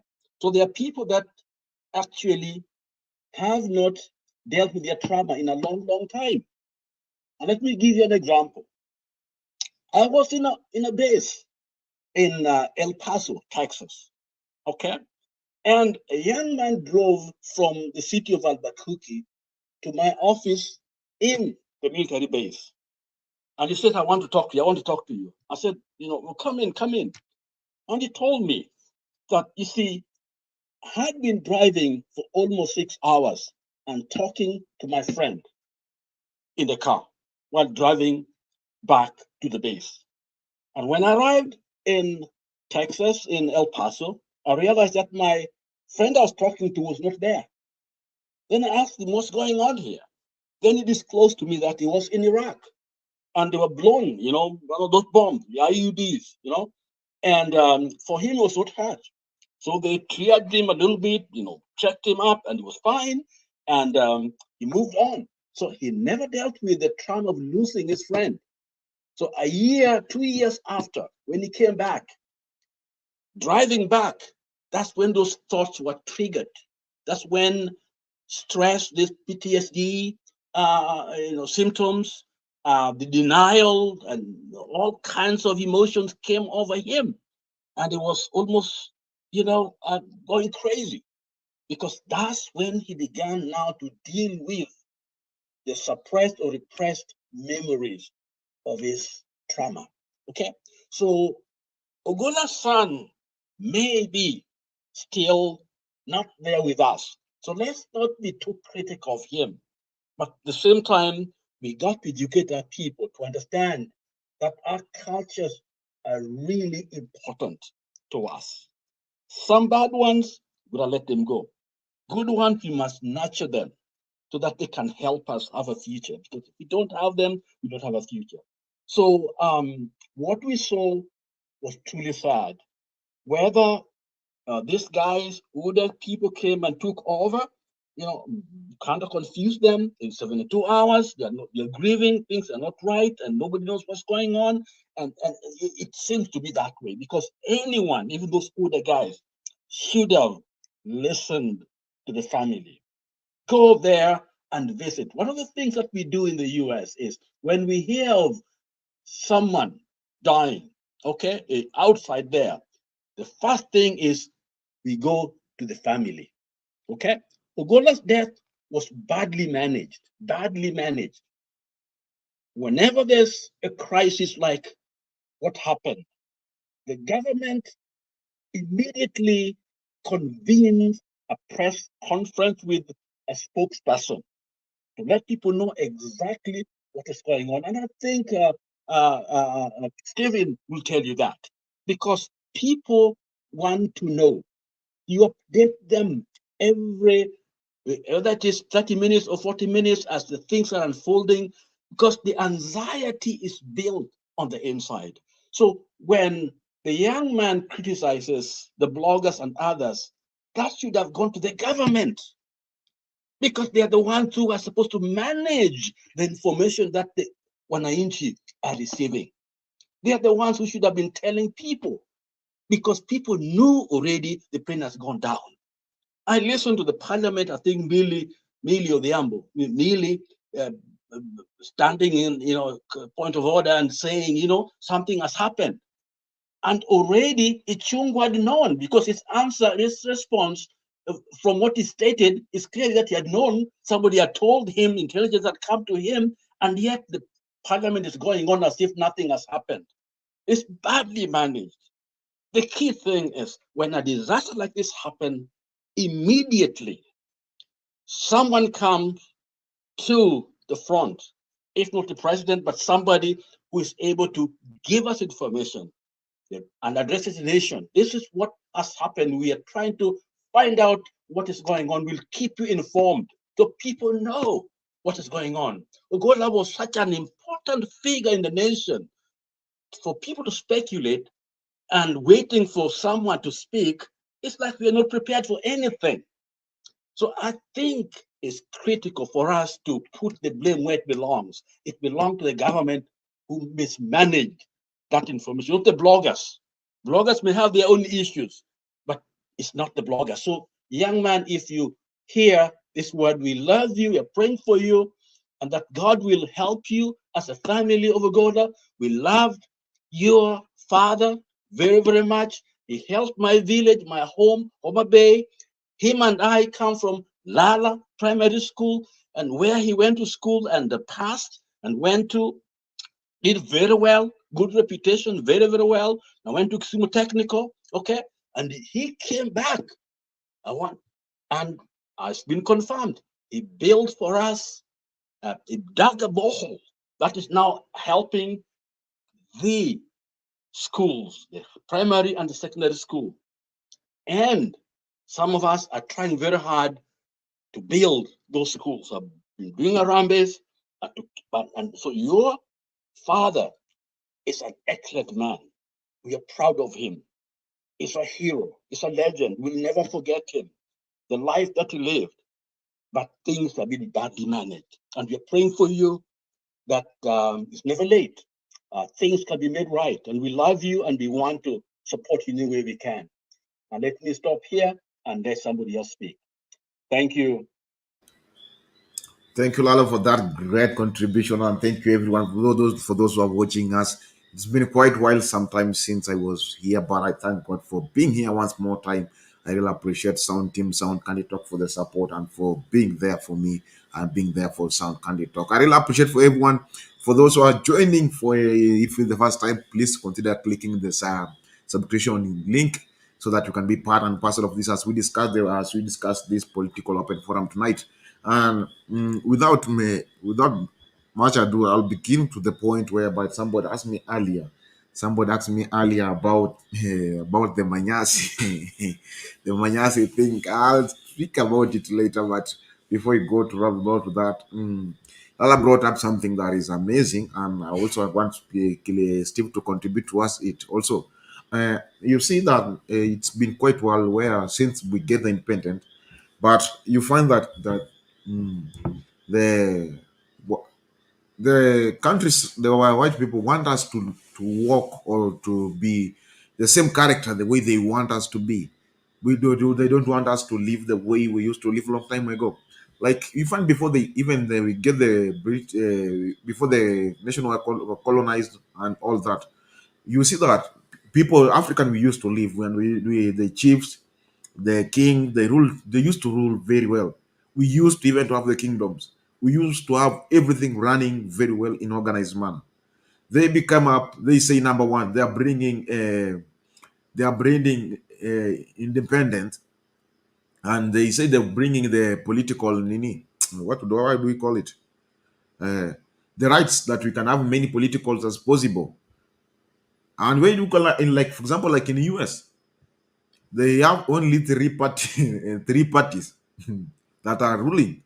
So if the presidential candidate are standing up for the candidate for the leadership, you find them they are standing the three, and then they say to us they are bringing us for us democracy. You see, Such a kind of things. They want to make us like we feel like Africans, our culture is inferior, theirs is the best.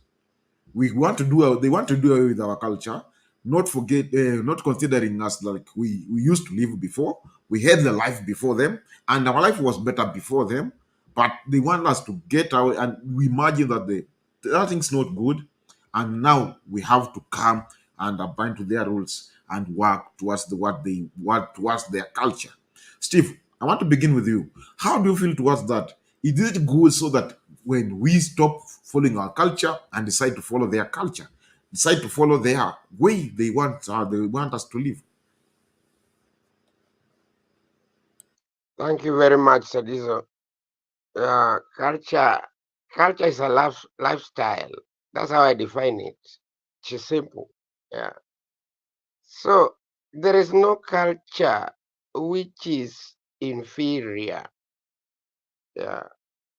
Because what it is this, that culture bring people together. So once you aim, there's something called identity crisis. Some people face it, or marginal person. Yeah, people face all this. But culture should be intact, and the way they do it, it should be their own way doing it. Yeah. So the idea, what happened is that the West brought what is called historical injustices in terms of land distribution. You remember the Swinnerton plan? So, for example, you are taken from Kiambu and you go and live in Nakuru. When my grandfather, not grandfather, but one of my uncles came to live in Nakuru. So you find it is totally different. I was in Mombasa when I found there's a place called Kisumudogo. Why? Why Kisumudogo? It means that those Luos are exercising their culture in that area, in that locale. Yeah. So the more if you encourage culture, you develop from one to another, one to another. Yeah. But this idea of this is an inferior culture, and this terminology, primitive, who brought it? From the West. Native. Which are those terminologies? If you're born, like me, I was born in Migori. Why should somebody come there, tell me I'm a primitive, I'm a native? Me, what I know, I belong to Migori area, and my clan is Wanji. You see, yeah. So you start addressing issues from there. Yeah. I hope I've answered you. Thank you. Thank you, Lala. Can I hear from you also, Lala? What is it? Because I see like, okay, you find like most of our cultures, they are being done away. They are being ruled out. That's where the problem begins, or that's where the problem lies at first. Shadizo, thank you, Stephen, for sharing that, because that's important. What we don't see or don't understand is that somebody else's culture is being imposed on us. We are trading ours for somebody else. It's dominance. In other words, you're giving up something. That's what we are doing. Yes, cultures are dynamic. They're not stagnant, but you got to try as much as possible to retain the functions that are constructive, laws that culture gives us actually are more powerful than even the constitution, because there is the spirit in them. We do things because it's so much intricate part of who we are. So we don't need to be told. We just do them because they are inside of us.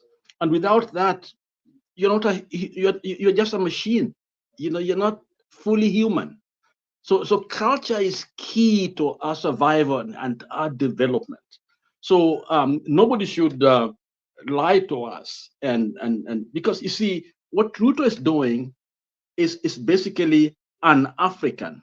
Okay, here is a great example. If you're following cultures, look at Baba and Ruto. Ruto should not have decided even to stand. First of all, morally, he can't reach, even from an African perspective. When somebody is a thief, a liar, a cheat, and somebody has suffered and given so much, and that's where the culture is. Culture look at what someone has done as he or she contributed to the development of a people, okay? And the culture will give that honor. An elder in the village was someone who everybody respect. You can go and they will do a better job than a Supreme Court judge. If you've done something wrong, they'll take care of it. And they were not just listening to the laws, they are linked to the spirit also. They're taking care of both the living and the dead, okay? Which we thank God that if Christian faith, in fact, if you read the Old Testament, a Luo man will think that is something that is happening, part of the Luo culture. Very close, whether it is marriage, whether it's inheritance, whatever it is, it's very close. So you find out that we may be closer to God within our cultural context than when we come with all this new stuff. That's why I'm concerned about this prosperity gospel, because it's not really a gospel. It's really a new thing to come and read our culture and take away the essence of the faith that we have. Gandhi was not a Christian. And there was somebody called Oswald Chambers who went to India, did a wonderful missionary work in India. Okay. And, when they were friends with Gandhi, so he went to Gandhi and asked Gandhi, how come these Indians are not turning to Christ? Look at the way they are pagan, the things that they are doing. And they are not, turning to what we are giving them as Christians, progress, development.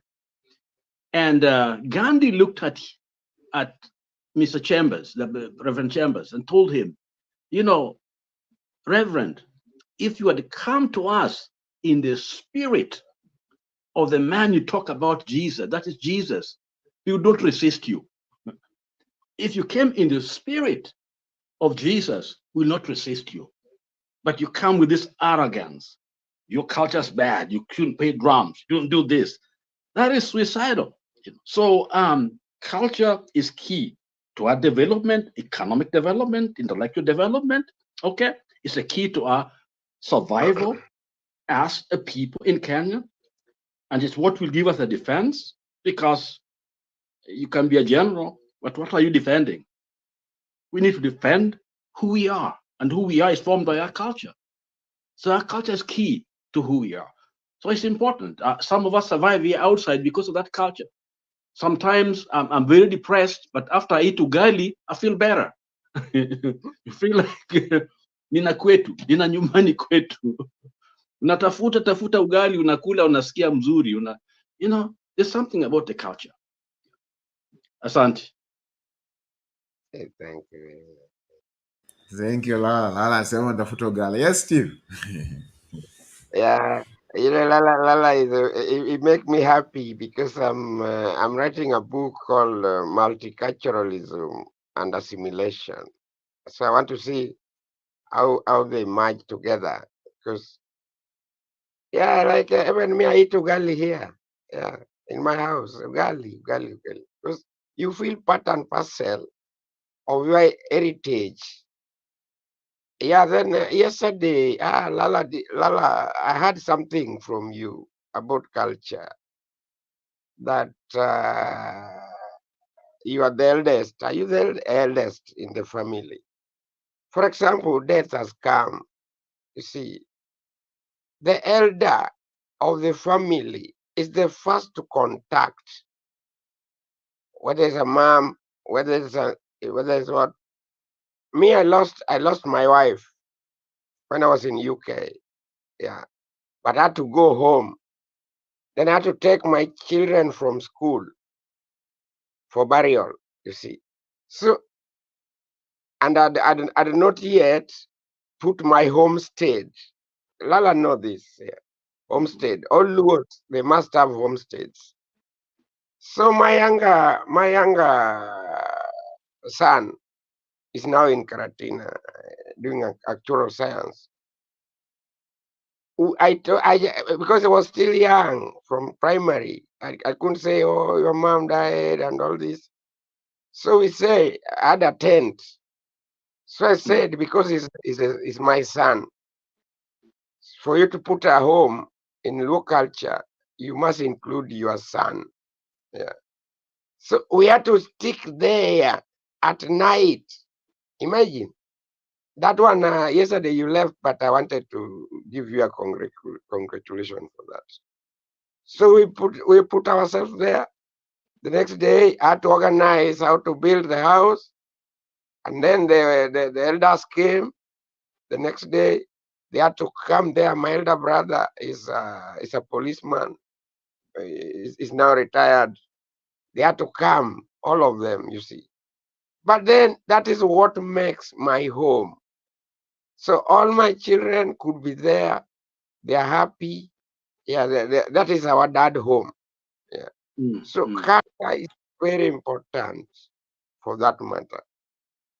Even me, wherever I am happy because now even if my daughters visit people, because we are many in Migori, many from our dad's side.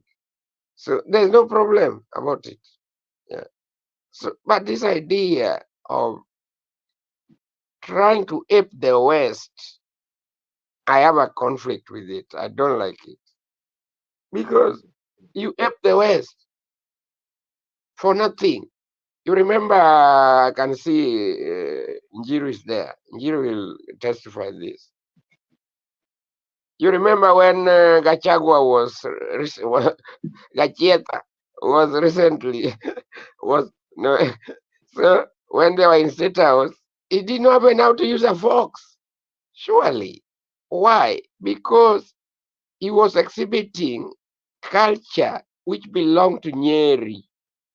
But now when you come to city, Nairobi or State House, he could not do it.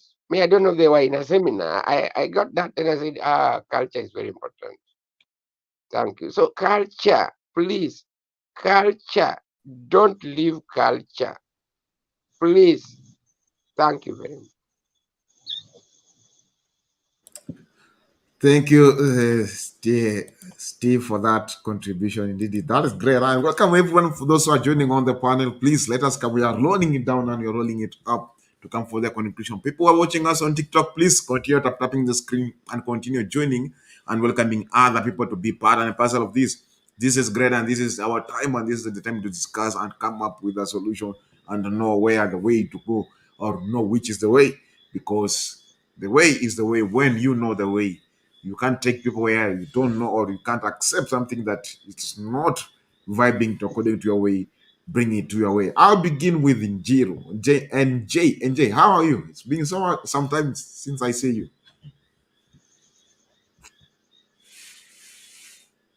NJ, are you getting me? Yes, nakupata sana. How are you? I'm good.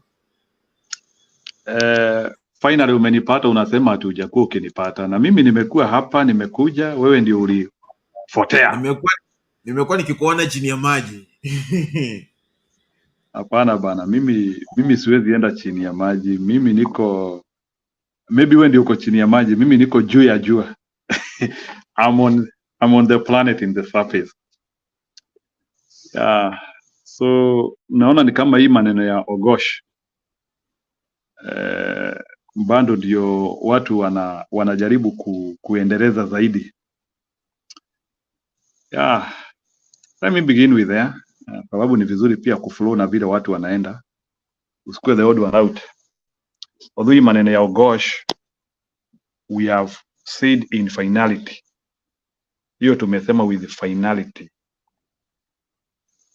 ni kuondolewa, aliondolewa katika hii nchi. That one we have said it with finality. Na nikasema tena, hakuna ile siku serikali itakuja iseme tumekamilisha uchunguzi na tumejua ya kwamba Ogosh alikufa hivi. Hakuna, hawatawahi tokezea. So let's be clear on those 2 points. So the question which I always ask myself, why do people always ask, we need justice, we need to know what happened, and you know very well serikali itawahi tokezea na iseme this happened? So it tells you one thing, people are naive, people don't know what they want, because the government will never deliver what you ask for. Hata upige nduru useme tunataka hii, tunataka hii, tunataka hii, they will not, because governments have already conspired with people globally. Maserikali isha tuteka nyara na kazi yao ni kufanya kile wanataka, and it is so alarming when I see people staying in a point whereby ni kama wanataka kuamini serikali. No matter even some good people say we don't trust the government, we only trust in God. Such phrases, people have just coined them because they don't know what they mean. My brother, if you trust the government, you will drown mchana. How many days did serious government officials wakatokezea wakatuambia hakutanyesha na watu wanabebwa mbaya sana? In fact, for my case, even if the government tells me that kesho mutokeze na usikuja na chakula yako, we are going to feed you for 1 week, mimi nitabeba chakula yangu, because I have been wired that I never believe the government. So Bwana Steven, sio kwa vibaya, lakini mimi sababu tunajua vile watu wa serikali wanaongea. And I want to give an example which happened. We had our former MP, tulimtoa around, alitoka, sijui kama tulimtoa ama aliibiwa kura, I don't know, sababu najua pia Kenya hatujuange kama watu wanasita. Sasa tulikuwa na our former MP who used to tell us, he was a bit careless speaker, encouraging people. Kuna kitu wanaita ngetai, encouraging people, there is something they call ngetai, and sisi watu wa mlima kuna kitu tunaita kehe. So our former MP tells us,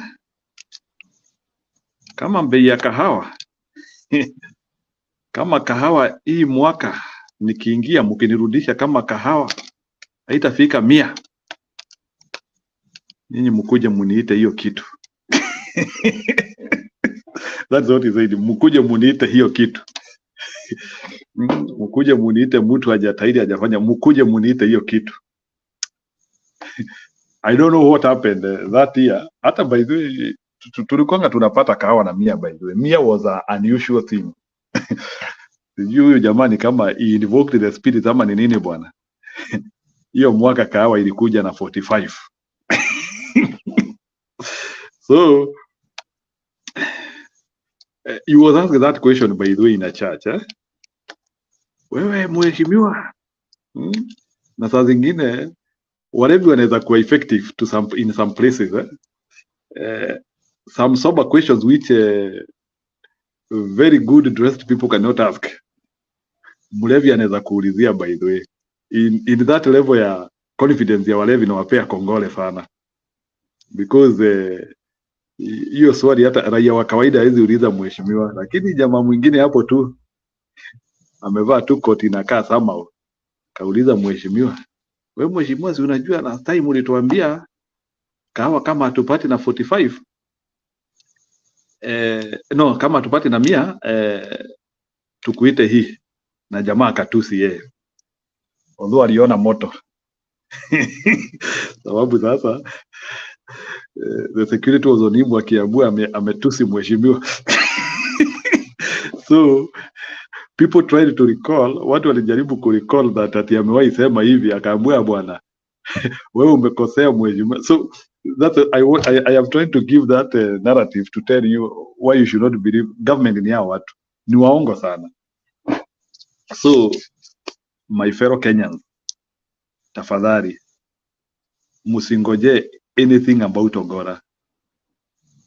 It is unfortunate, the only information which we know for now, up to now, any serious information will come to us as a rumor, and we already have that rumor tuko nayo. So Kenyans should not expect more information than what they have. So hii story tunajifanyanga ati tungoje tu ati tujue ukweli, hiyo ni kama vichwa yetu haipigi vizuri. Hakuna ukweli inatoka kwa serikali. Serikali tu kazi yake tu ni kutudanganya, and it is unfortunate. I don't know why, sijui kama serikali wanafikirianga we cannot manage the truth ama ni nini, but suddenly they also scary. They also scared when they speak too much truth. They know that they are off script because whatever they do is not the right thing. So that's why lazima watudanganya. So some of us wale ambao wanaweza kuanalyze government issues, sisi tunajuanga ya kwamba politicians speak in reverse. Akisema hivi tunajua anaongea hivi, akisema hivi tunajua anaongea hivi. So wacha niingie kwa story ya Ogolla kidogo. Sasa nasikia nimeona mambo mingi sana kwa social media, people criticize that young man. I even saw some war between I think in the social media I saw some war between Meru people and our Luo brothers. Hata mimi sikuwa nikijua like it was a hybrid family. So now some people are claiming I don't know to discuss it here. But eminently there is one thing which happened, and I would like to say here. Saa zingine community elders wako na, and by that barrio was hijacked. That is one thing which Bwana Shadizo we need to understand. Ogolla barrio was hijacked, and who hijacked it? The government. And the government made sure that people are not involved properly. Wewe ni barrio gani in Nyanza? Let me say that, ni barrio gani in Nyanza uoni watu wakichinja mang'ombe? I'm just asking. I'm not in that culture, but that is what I always see. Hiyo barrio kulikuwa na kuchinja mang'ombe? Did you see the people, the group of people who mourn? Kuna wamama naonanga wengine wanapiga nduru mbaya sana. Kuna wamama wanakuanga hapo wanapiga nduru. Hao wamama walikuwa wapi? So, and this is something I want to confirm here. The Luo community needs to ask for clarification from the government. Why aren't the government to bypass the Luo customs in that barrio? Hata kama ni siku 3, hata kama huyu jamaa alikuwa even Luos can mourn in 3 days. Hata kama huyu jamaa alikuwa amesema hataki mwili yake ikae for more than 3 days, he can. Luos can practice their culture there. Saa zingine naonanga Raila Odinga mwenyewe akuwa amekuja na ile mkuki yake ameikamata, na anaenda hapo kwa mwili, na unasikia akisema joy, sijui joy, vitu kama hiyo. Kuna vitu I hope you people mnaonanga like kuna kuanga na, and I believe Ogolla na musi, and that is why I'm saying kuna vitu zingine watu wanachukua, I don't like them. we are now starting to buy into the propaganda.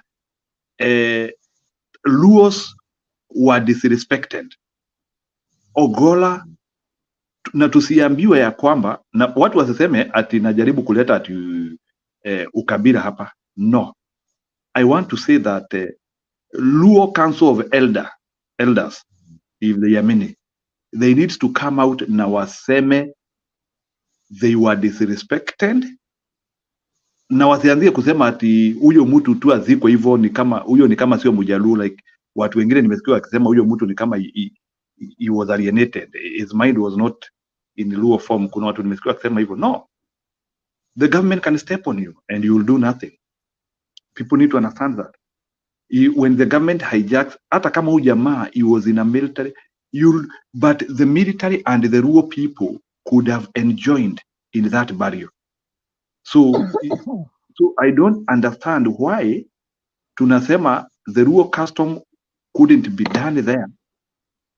Yet, so ile kitu iko, and it is so bad. And I want to say this because Bwana Zakayo disrespected that family too much. And we need to speak out. It was unfair. I don't think even in Kalenjin, they can allow the barrio to be hijacked that way. In Kalenjin land, especially of a senior person. If today Kalenjins, they lose a senior person, na sisemi ati wa lose. If today Kalenjins lose a serious person, serikali hijack barrio namna hiyo. You know, we know some of our communities have lost their culture. We know that we do not hold culture the same way. Kuna wale we practice culture which doesn't make sense. Tumeacha mila za mababa zetu. That one I agree. Ndio unakuta saa zingine hata wengine wetu hata tunataka tuanzishe mazishi saa 3 na saa 7 imeisha. I don't know where that culture tumetoa. We want to do a burial in 1 hour. These days people have started that. So we don't want to exercise what our forefathers used to do for so long. So ile kitu najaribu kusema ni ya kwamba if Luos allow this thing to continue, their culture will be eroded. Hizi vitu zinaanzanga hivyo. Sababu sasa unajua sasa people will start now doing a reference point to that Ogolla thing. People thinking that is the way of life. Si hata Ogolla mliona vile alizikwa, hakukuwa na mambo mingi. Hata hatukuchinja mang'ombe. Hizo vitu hata sio muhimu. So I don't want to say that ati kuchinja mang'ombe ni vizuri ama ni vibaya. But hiyo kitu imekuwa ikifanywa for so long, and you cannot prevent people from celebrating their lost person in the name of ati tunataka hii. You enjoined the will together with the culture. That's what these people could have done. Wange understand what this guy wanted and you enjoined that to the culture. Kitu ingine, nasikia baba ya Ogolla ako hai. Hiyo kitu hata nimesikia leo. Nasikia baba ya Ogolla alikuwa ametupwa na huko, hata alikuwa tu na huko tu, like he was not enjoying in that thing. Maybe I want somebody maybe to tell me, do you people think like hata kama baba ya Ogolla ako miaka 100, I don't think that he is senile, that hawezi elewa kile kinaendelea ama kwa anajua kijana yake amekufa. So what I see is that Ogolla family was not even his brothers sikuwa nawaona hapo. Like hii mazishi ni huyu kijana alikuwa anaongea, then some few government people. I want people to tell me, did Ogolla brothers speak in that burial? Did a community representative speak in that burial? So mimi naonanga saa zingine when we lose somebody, there is a community representative, kuna mtu wa familia, and mtu wa familia yule anaongea is a little bit an aged person.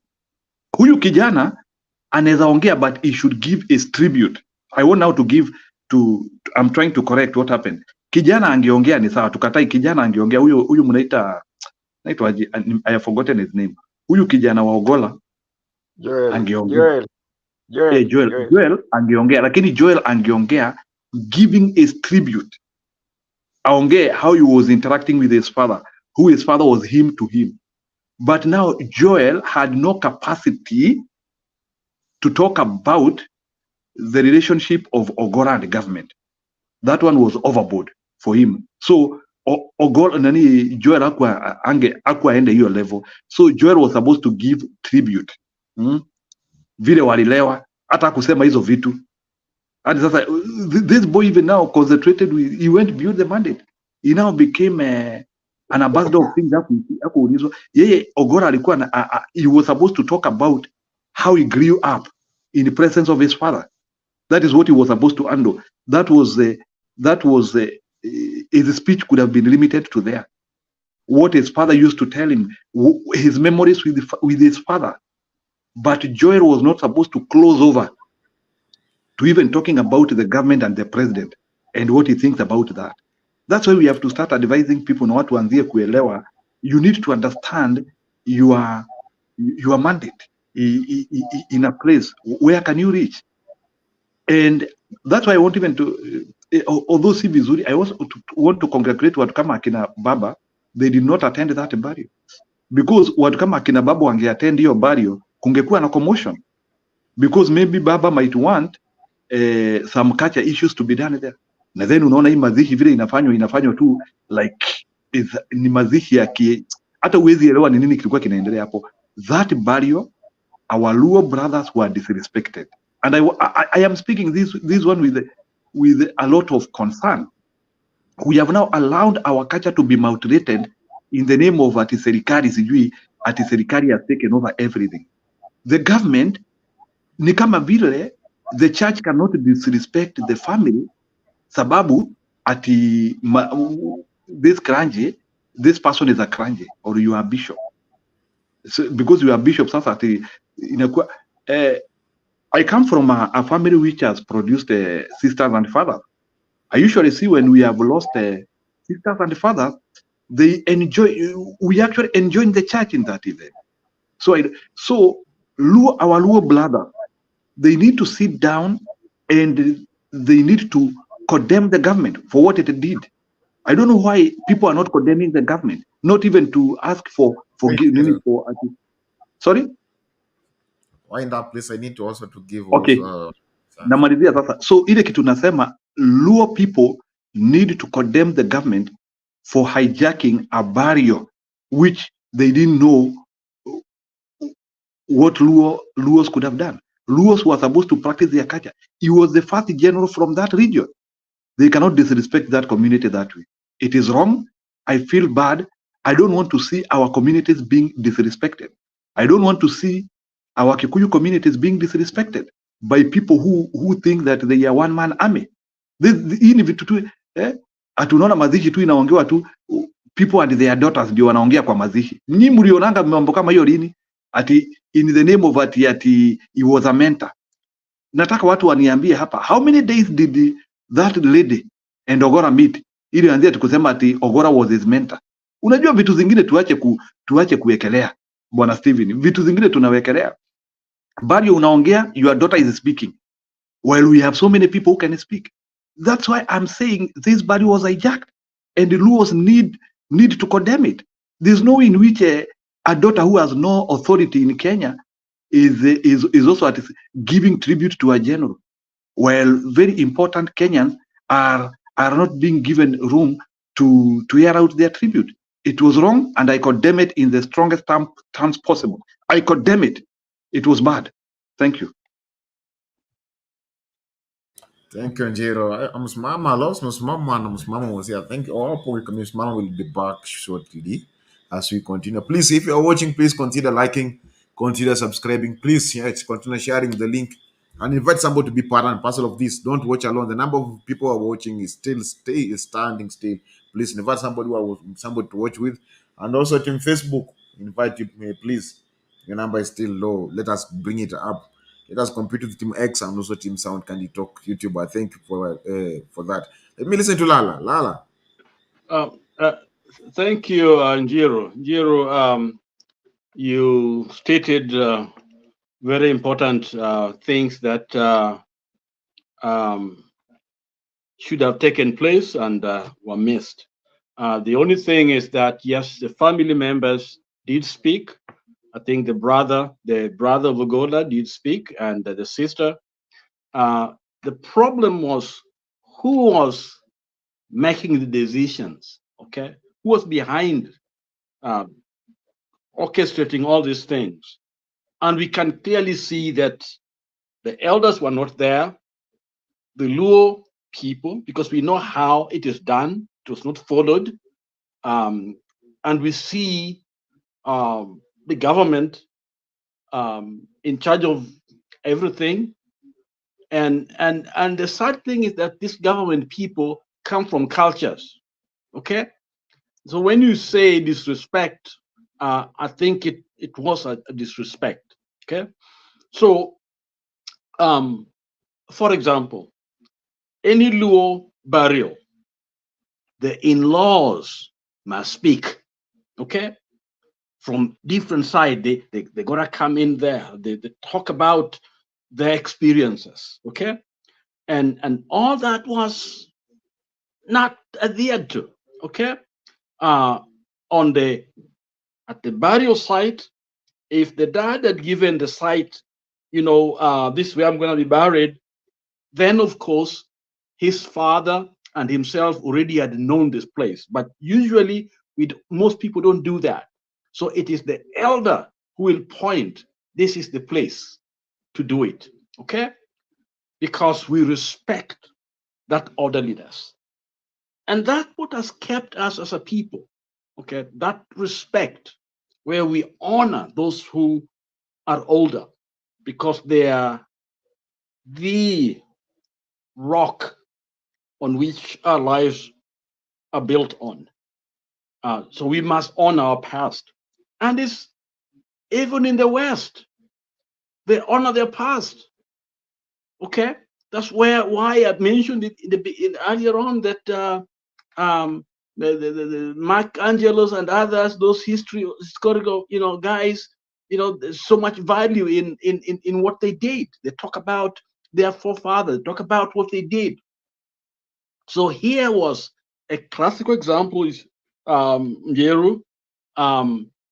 Ogola's father, actually on the day of his burial, a day before, he was 100 years old.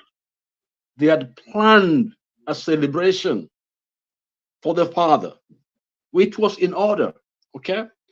And then on the burial day, his role is diminished. We just see different actors. The family is not there in the sense that they are in charge of what is going on. We see it is only the government, okay, which is unheard of, because even in the West, I do those funerals, we go to some of those people, it is always the family that give direction and tend to be the older members of the family in all the cultures I know. So whatever was done to Ogolla family is not right. That's not what Ogolla wanted. I believe that. I think somebody else came in and disrupted. And the sad thing there is Omolo and which the ICT guy, the one the CS, I saw him sitting there. What is his name? The CS for ICT, the bishop's son. Okay, I'm sorry if he hears me. He came from my school. We went together to Maseno. Okay, but he was sitting there. He was not grieving. I mean, he was trying to support them. He should have been the man of reason and confronted the young man and tell the young man, these are the things that need to be done this way. Before Oburu came to correct, and thank God Oburu was there to be able to point out that investigation should go on. And that is what all African cultures, including the Luos actually are into that investigation. Usually, if it's culturally, the spirits will investigate for you. If it's come by man's hand, then the spirits will deal with you. Okay, so looking investigation under the circumstances which this man died, should have been a priority. And that's why I'm thinking the influence from somewhere was very strong. And I believe it is Oda, because I don't trust them. Their role in Nyanza was to try to woo the people of Nyanza. Okay, they are trying to show that they're powerful. They can do things. They give these promises by influence the young man to say, all these wonderful projects that will come to Nyanza. Which I look at the young man, I'm wondering where is he gonna get the resources? Okay, so but I knew he's grieving. So for me, I want people to know that I empathize with the young man. He's not really grieved the loss of his father. He's still in denial stage, and it will hit him very badly. And we are here to help. Rabuku, I'm here. I'm a counselor. If you need to reach out to us, and we will try to work with you. And I also want to commend the sister. The sister was focused on her father.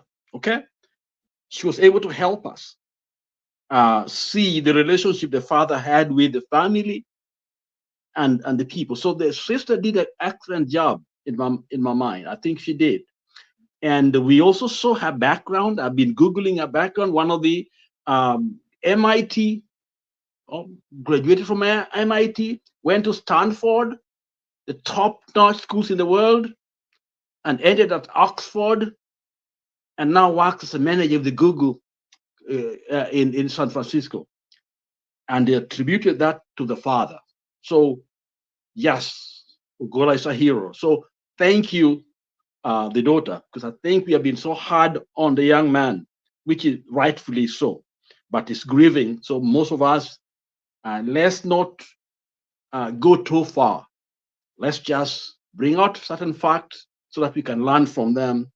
And hopefully one of these days, the young man will get together with the elders and the church and others to do the job. And also want to talk about the church. The church, too, should have played this role to try to mediate. Seeing Olasapit there with the things that he did to us, that also had us some problem with it. Because I've never heard him say, I'm sorry for what I did. So I have an issue with Olasapit. We do funerals that states are behind, and usually the church is the mediator between the culture, the people, and the government, organizing through the church.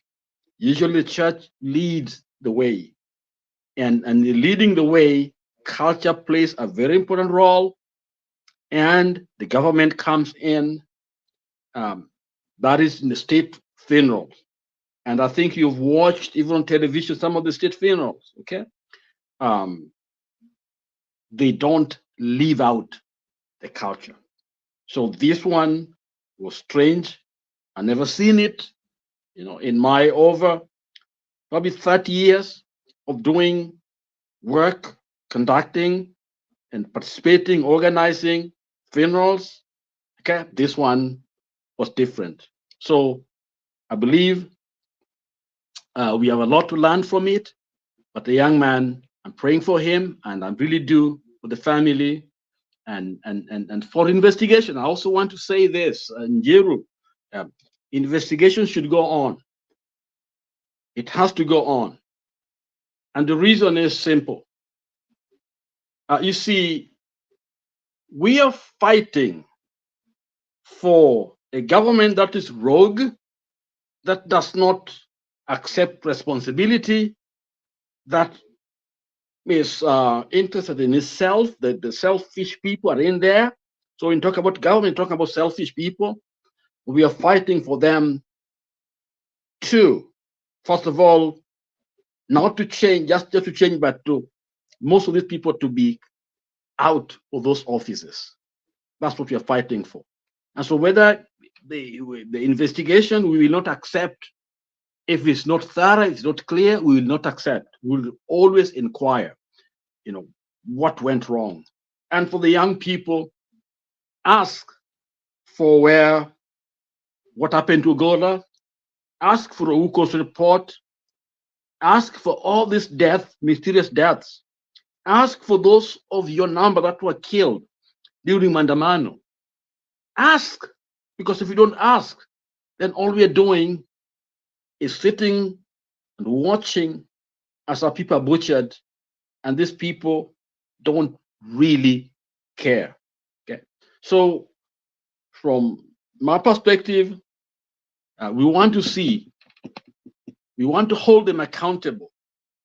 We want thorough investigation, and at the moment, the people that are there, I doubt if they're doing enough, but it's upon us for us to demand it.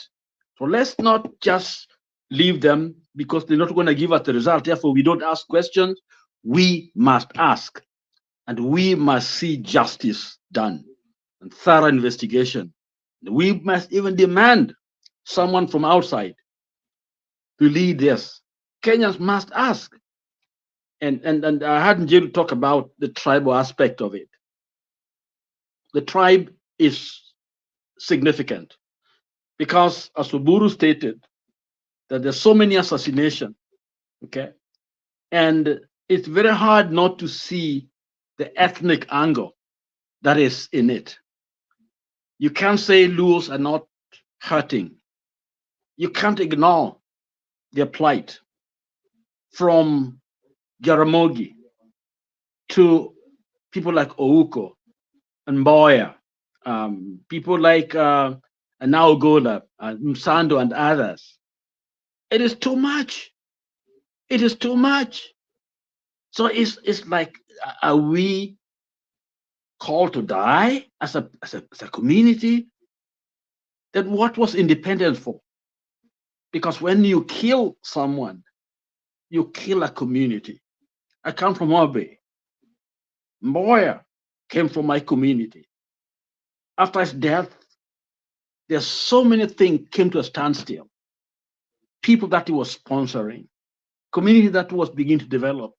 Homa Bay became stagnant, example of abandoned place, because our favorite son, we supported, we stood behind, was got rid of.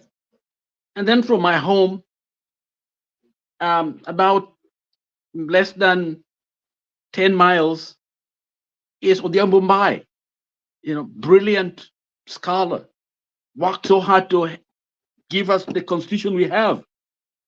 What happened to him? Just killed like that. And now this man, Ogolla, gone like that. It's hard, it's difficult, it's painful, it is discouraging, it's making people feel like they don't belong to Kenya. And many people have been asking me, why are we here? There are people that were part of us here, they're gone. Others were just basically saying, give us guns, we want to be on our own. I've heard all that. So people are hurting. And so it is important for us Kenyans to demand truth. We must. It's something that we can't give it to somebody else. We must, and we must do it. Because look at the double blow. If, let's say, Baba was to be the president, the region would have been so happy. Okay? But at least they had Ogolla, a general, so they felt like, oh, it's okay. And then Ogolla is gone. Can you see the psyche of the region? Can somebody feel what the people feel? Understand where this feeling is coming from? So it is on all of us, anyone listening to me, for us to step up and take our place and demand for this nation to be a nation, or else we are in trouble. Thank you. Thank you, Lala, for that contribution. Indeed, it's great. People, welcome you, welcome. Let us join so that we can wind up together on our on our last segment together with a lot of energy and a lot of contribution. I welcome you, everyone. For those who are watching us, please join so that we can discuss this out as I bring other participants to roll in and also contribute towards this. But before we do that, let's just go for a short commercial break, and we'll be back as we continue rolling down and discussing more details towards this and looking more and more so that we can continue together. Welcome. Don't just watch alone, invite somebody to watch and be part of this as we continue conversing. I hope Onjiri is getting me, and because I want to be back, I will be back with Steve.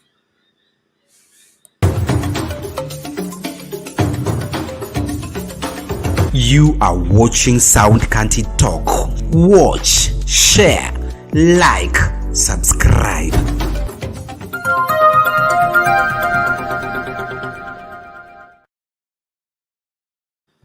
Thank you and welcome back for the conversation that we are having tonight. Let me welcome Steve to pick it from there as we continue. Steve.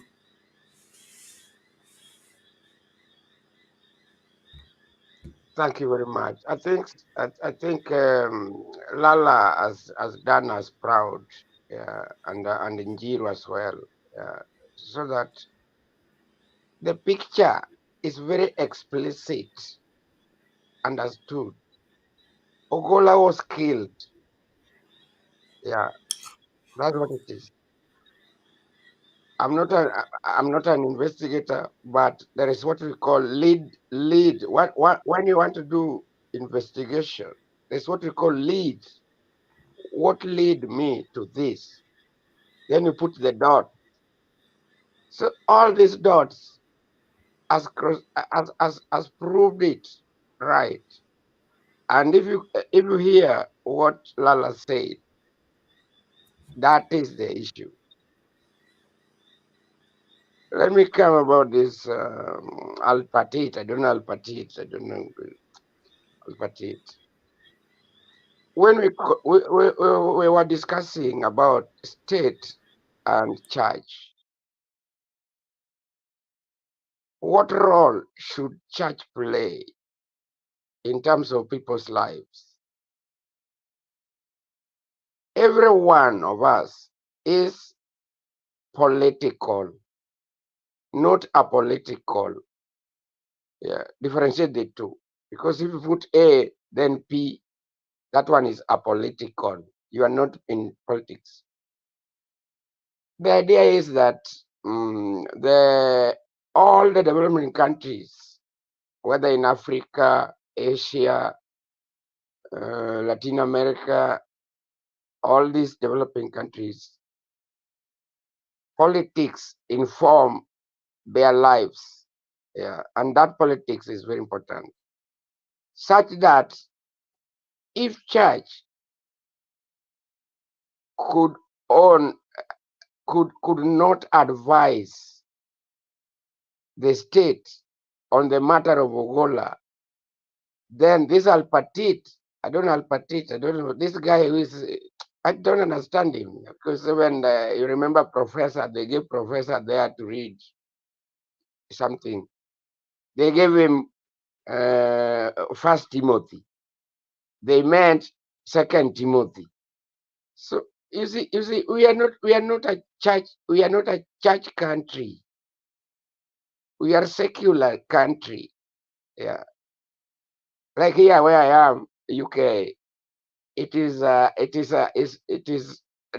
head of the church is the royals. Yeah, the king. So that's a different matter. But even if it is here, things work well if people are informed, are given their value, what they deserve. Yeah. My grandmother died at 105. Imagine. So what about the dad to Obondi, to Ogolla? Yeah. 100. Surely. It should have been given part to play. This idea of the government taking part in where they don't belong is wrong. Yeah. Yeah. Africa, we are Africa and will remain Africa. Yeah. Nobody will change us. There is what we call all, if you go to Nairobi, it's called a museum.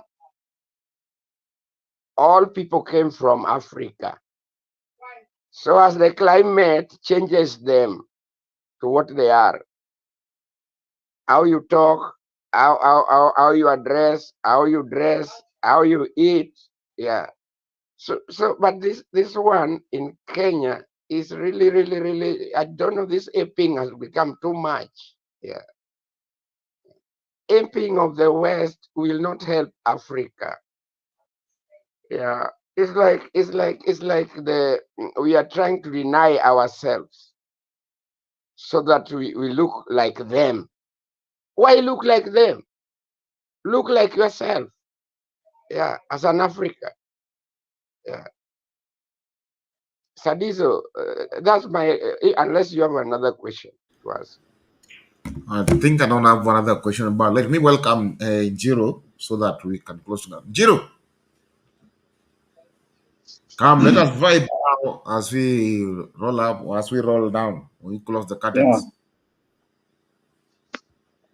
Wacha nichangie sasa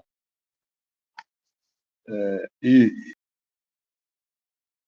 nimesikia ni kama The internet default. Go on. yeah, nilikuwa nataka kuchangia historia ya madaktari. So I know that Kenyans are hurting because they need medical services, but at the same time,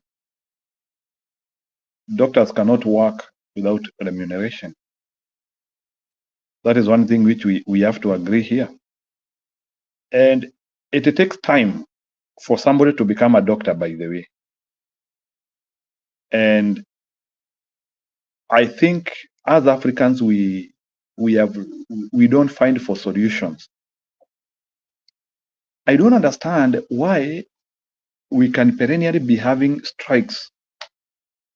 Kama sahii tunajuanga like in Kenya, it is usual, walimu lazima wagome, madaktari lazima wagome, sijui like it is usual. We have capitalized on that, like na kuwapea hot air ati CBA, wanaita CBA ati collective bargaining agreement.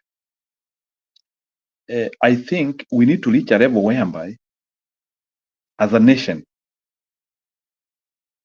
tuachane na hiyo ufala ya kulipa watu from guesswork. We streamline all salaries. We find dignity in work. We streamline all salaries. Sababu, we go to the same supermarkets, we go to the same shops. I don't understand why we have so much salaries discrepancies. Na usiniambia ati ni pesa hakuna, simply because of what we are doing. I understand there are those professions which people need to be rewarded more. But my call here is, let's solve the issues of wages one and for all.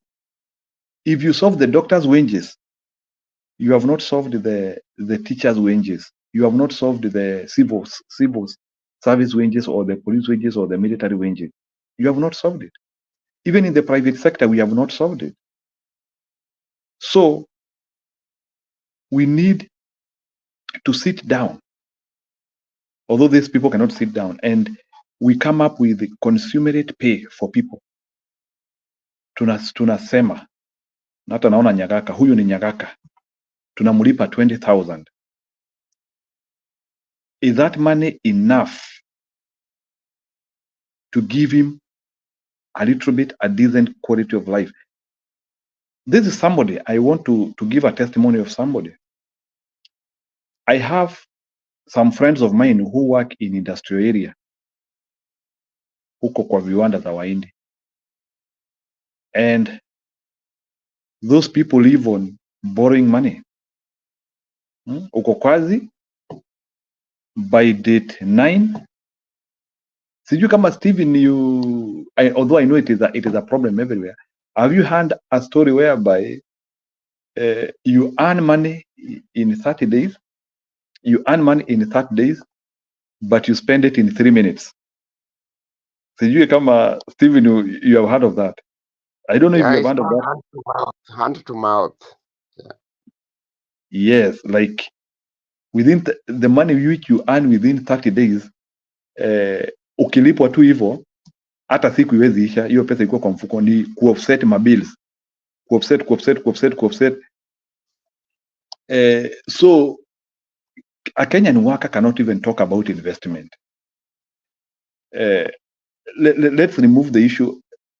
People who invest in Kenya are either businessmen or thieves, wezi, or maybe wale watu wako na mabiashara kubwa, wale ambao God bless them to have. Those are the only people who invest, but a regular worker in Kenya cannot invest. How many people do we have in Kenya ambaye anajenga a permanent house na pesa ya retire? I have my relatives who walijenga na pesa ya retire. Even after retirement, he cannot afford school fees for his kids. And he served the government for 30, 35 years, because that is usually the golden time. Majority of people work for government. You work for government for 35 years, but after retire, your life is crippled. Yet, even when you are working, you are not able to get a decent money. So what I'm trying to say, Bwana Stephen, this issue is not isolated. It's not a doctor's issues alone. So let's sit down. Na tuache hii, because pia kuna hii story ingine which I also see it not making sense in Kenya. Although education is important, I don't deny, but pia unakuta the discrepancy ya mtu amesoma na mtu hajasoma in work. Pesa iko, the discrepancy of money is so high. Kuna mtu analipwa ngiri 10 and in the same institution kuna mtu analipwa 1500. Yet these people, they are supposed to, we pay people so that they can afford life. That is one thing which I want to confirm here. We pay people so that they can afford life.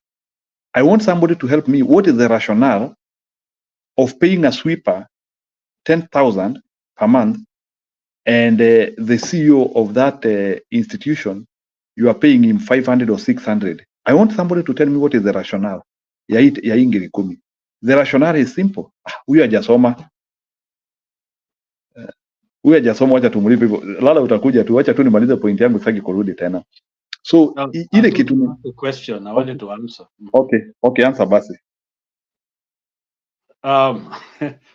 See the answer. I just wanted to let you know that in the US, entry doctor is paid $113,000 US. A senator, US senator, is paid $175,000. So a year, that is. So basically, the entry level of a doctor is almost close to a senator, or this we are talking of. These are the congressmen, congresswomen and men. Okay, they are making over 100,000, almost the same as an entry doctor, just entry level doctor. So clearly, Kenyan doctors are humiliated, even not to be given.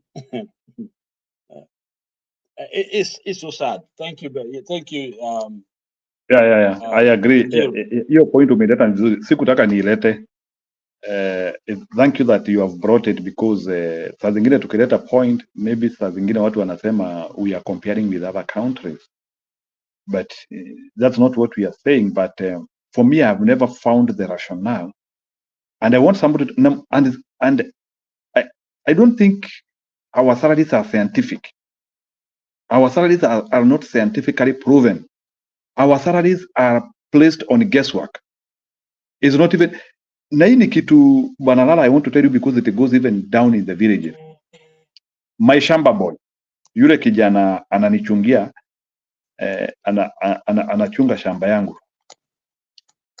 I want to say like when that young man is negotiating with me about the salary, because of the level of superiority which we are talking with, you realize majority of people are the ones who impose salaries on this person.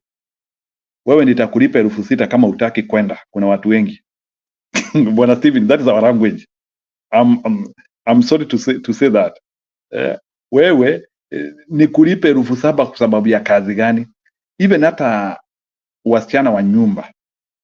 Msichana wa nyumba unasikia msichana wa nyumba akiitisha 9,000 ama 10,000 in some places. I'm not saying pia it also depends with who is your employer. But you will hear somebody asking sababu yaka, what will you be doing? It's our derogative way of talking. Kwa zingine tunaongelesha watu. So we have not been able to and the same work whereby unauliza mtu kwa sababu gani in Western countries people cannot even employ those people. Inabidi upeleke mtoto yako daycare whereby you are even actually paying per hour, and it even becomes an issue which even prevent people from giving birth. Sababu mtu kabla ya zaya anajiuliza who will be taking care of this kid. Will this kid start coming and jeopardizing what I'm not saying that we overpay people. That's not what I'm saying. Lazima tuzae and our culture has to be, we have to thrive within our culture. But let's now start finding meaning in work. And I think we need the restructuring. That's what I'm saying. We need the restructuring. If today I became a Kenyan leader, I think I would do a survey of cost of living everywhere. But I know like in Kenya, we don't have a variable cost of living because we are not like a United States whereby different states have different issues. Zingine unakuta somebody in Oklahoma and somebody in New York, they are not subjected to the same condition. Maybe other than Nairobi, whereby maybe life could be stiff, and maybe major cities, but naturally most of our towns, we are subjected almost to the same condition. So zone Kenya and put salary scales for people, and those salary scales impose them to both the private workers and the government, because we are not trying to say that we are trying to manipulate the market. That's not what I'm saying. What I'm saying is that the workers and employers have also been known to take advantage of workers because workers cannot negotiate, and they always pretend that kama utake kazi kuna mtu mwingine hapa. So we need those justifiable salary scales. Kama ni msichana wa nyumba, this is the amount of money. Kama ni mwalimu, this is the amount of money. That is for the salaried people, and people are getting job. Then from there, we will be able to create a thriving environment whereby the government is more responsible because now they are paying their people better. It is wrong to kukuta ati the government is paying somebody 12,000 in Nairobi. Hiyo pesa, is it even enough for fare? Huyu mtu atakuwa anatembea. Can you imagine somebody? I know people mtu anatembea kutoka Huruma mpaka industrial area. Nafuata barabara, unatembea kutoka Huruma Nairobi mpaka industrial area. Huyo jamaa akifika kazi ashachoka already. So this person is not effective. He cannot afford matatu. This person will not eat lunch kama atabeba. Mtoto wake pia is malnutrition. Like, we are not running a country with these salaries which do not make sense. So in a nutshell, anyway, what I'm saying is that we need to restructure all our salaries. We are not paying people, but we are using guesswork. Wacha daktari alipwe, wacha daktari na MCO apate the same amount of money. Let's do that if that is what we do. Okay, MPs wanaweza jifanya like semi-gods as they do. Wacha mwalimu, wacha mwalimu afikishe 100 because maisha imeenda juu. Kama ni this, for me, I don't think like per month in Kenya, I don't think like there is anyone who needs to be paid less than 50,000 if you are working on a monthly basis for the government. In the private sector, I don't think somebody should go below 30,000. And for domestic workers and these people work in homes, I think we should be talking of between 15,000 and 20,000. The government has to pronounce itself. If not that way, pull a worker. If we dignify job, we will now be able even to build other sectors. If it is difficult to employ a maid, wacha tukue na places za kuchunga watoto sasa. We go and pay there sasa. We create jobs there. We start now creating meaningful jobs. Those people can be able to start at those places where they can be able to pay people 20,000 and 25,000. Well and good. It is better. Instead of kila mtu ako na maid wake na tunalipa 5,500. Huyo msichana anafanya kwako miaka 10 na hata jisaidia. Huyo msichana hata nunua nguo mzuri, hata like it's sad. I'm sorry. Okay. Thank you. Let me listen to Pen. Call Pen. Nyangak. Nyangakaba. Nyangakaba. Habari kijana Jericho. Beri Jakarta. Hiyo jina mmeandika kama taarifa jamani. Jericho. Leo nilikuwa najaribu tu kama rafiki yangu huyu Njiru. Na mimi sita kuchapa sana leo. Nimesikia mkizungumza maneno mingi. Na it is always good and hii show ya Bernard ni mzuri sana. Ingawaje some of us are not welcome but we like your freedom. Tunapenda huyu Bernard alishamwambia huyu freedom yake lazima we protect. Na ya mwisho ni kuuliza huyu Steve kama anajua huyu ni kijana ya ukwanyo anaitwa Were. Ameja Migori. But Steve kama unamjua huyu unamtafuta sana. Other than that, Jorizo, I concur with everything Njiru amesema. Ya kwamba we have to look at all the payment structures na the way the people are surviving. And let us be realistic. Wale watu ambao wako ndio wanatunga sheria, ma MCA, ma MP, kila mtu anajilipa. They pay themselves very good salaries for nothing to show for. We are top heavy. Tuna wa PCs ambao walikuwa PCs sasa hivi wanaitwa regional what, tuna ma MCA, tuna every type of people that are watching one person, and there are so many of them. Let us look at all that. That way, the wage bill can be well balanced. So, what is the work of the regional commissioners and the regional whatever, and what is the work of the governors and the deputy governors? Now what is their work? So unapata we are very top heavy, very light in the middle, and the bottom nobody survive. I mean, they don't care how people survive. And this society that doesn't care about how their poorest survive, it's a very failed state. It's a very failed society. Hiyo ndio inafanya country nyingi after nani huyu Karl Marx na Engels na nini who challenge the system vile ilikuwa. These people came up with a very good ideas. Kama you mnakaa America, they have the social structure that you can never go under it. And if you go so low, you don't even pay taxes. So that we can learn from somebody. We cannot necessarily say that we are the original crafters of all this. The side of Kenya was crafted by the British, and we followed it. We tried to tweak this and that, but we have not tweaked enough. We are very top heavy now.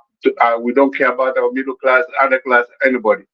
You're too the time for the majority. Thank you very much. Thank you for the opportunity.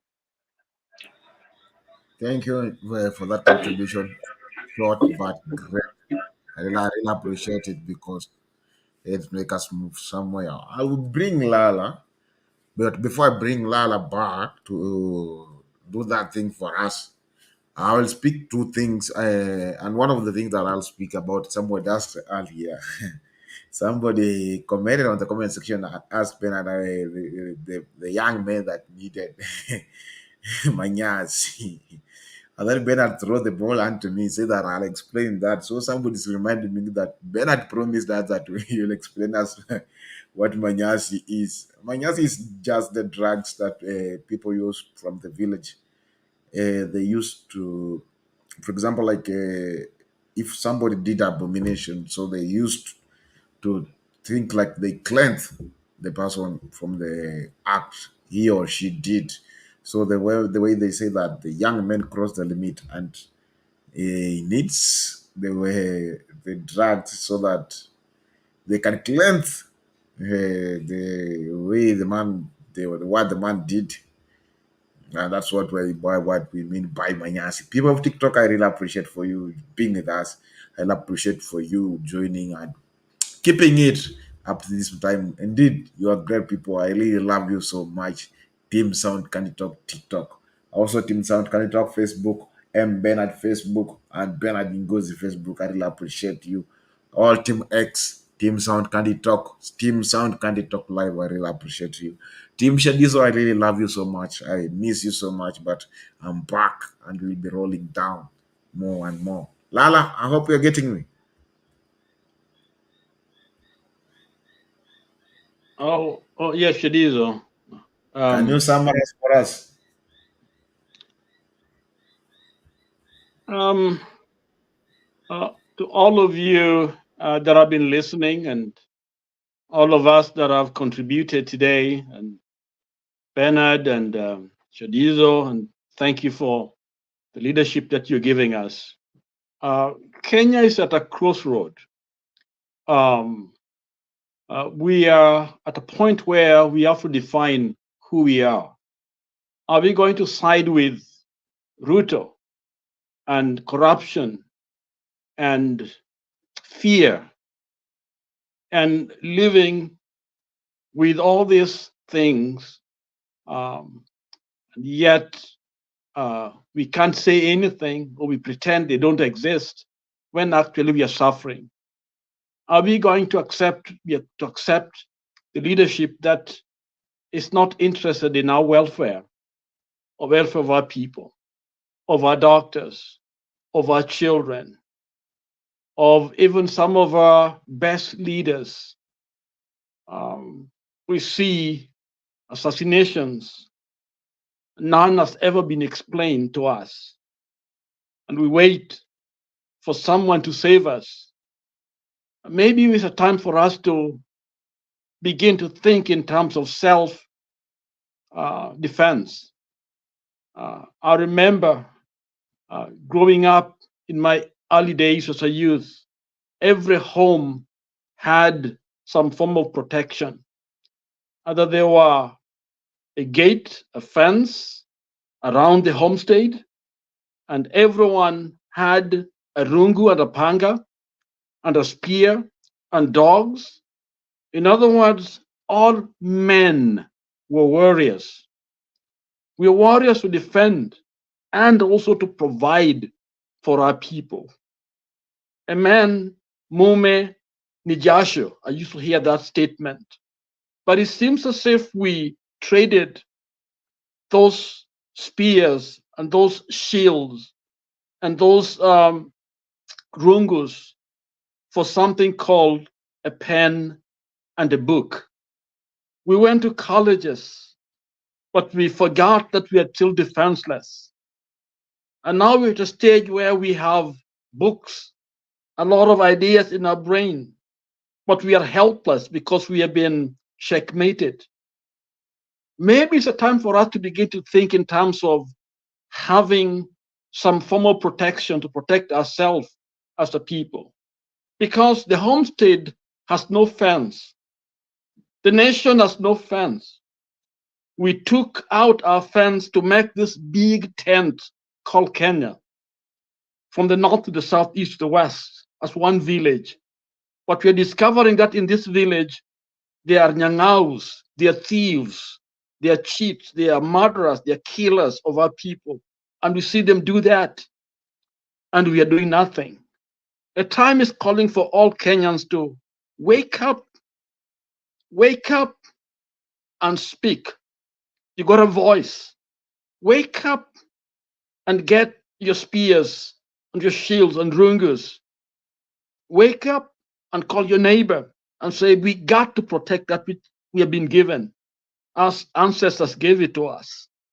When even a funeral Our elders are not honored. People who gave us this nation. Then something is wrong. When we don't have a future, the economy is bad. Our families are struggling to put food on the table. Some of us were outside. We get calls almost every day. Someone is sick. Someone can't go to school. Someone just ate a meal a day. Someone slept without food. Someone can't get a doctor to treat them. It is not the Kenyan that I was born into when I was like a little kid. We had granaries with millet, with corn, with njugus, and with finger millet, and we had cows and milk, and my job to take care of cows. Things were there in plenty. We sold all that. We traded all that to go to school. And school is disappointing us because we have chosen to be cowards, to live with thieves and let them rule over us. It's time for all of us to rise up and say that we are more than a Luo, we are more than a Kikuyu, we are more than a Luya, we are more than a Pokoma and Pokota, we are Kenyans. Yes, we gotta strengthen those identities, those tribal, I call them ethnic, forces, because they give us strength to be better Kenyans. All we don't want is negative ethnicity, but positive one is what makes us, give us a character as Kenyan. Truth is truth. Alternative truth is not welcomed in the new Kenya that we dream to build. And I pray that we start now. We got to let bad leadership go. And we can do it. Kenyans can do it. And I believe in Kenya that we can do it. But it starts with you and with me. And then we can liberate this nation. And so Shadizo, Njeru, and all of you there, I believe in good angels in all of us. Let's not give up, but let us be brave and strong because God is our strength. In time of need, He is our strength, and we will trust in Him that this Kenya can be delivered completely. And to the Ogolla family and the other family of those who have lost their loved ones, we focus on Ogolla, but your loss is just as valid and legit, and you're hurting. And our prayer is that God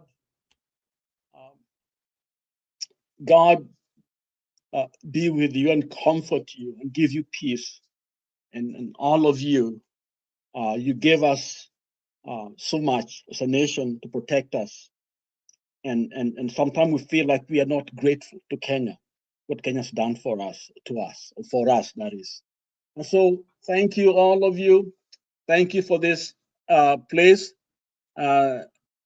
Thank you, Nyagakob Pen. I see your name there.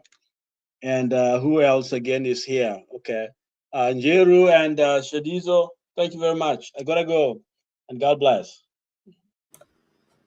Thank you, Lala, for that great closing remarks. I God really bless. appreciate it. Thank you. I hope he has gotten you. Douglas Lala says hi. Hello, Lala. Thank you so much for everyone for being with us and being connected up to this right moment. Really appreciate for you being there as Team Sound Candy Talk. We really love you and we really respect you because indeed you are great.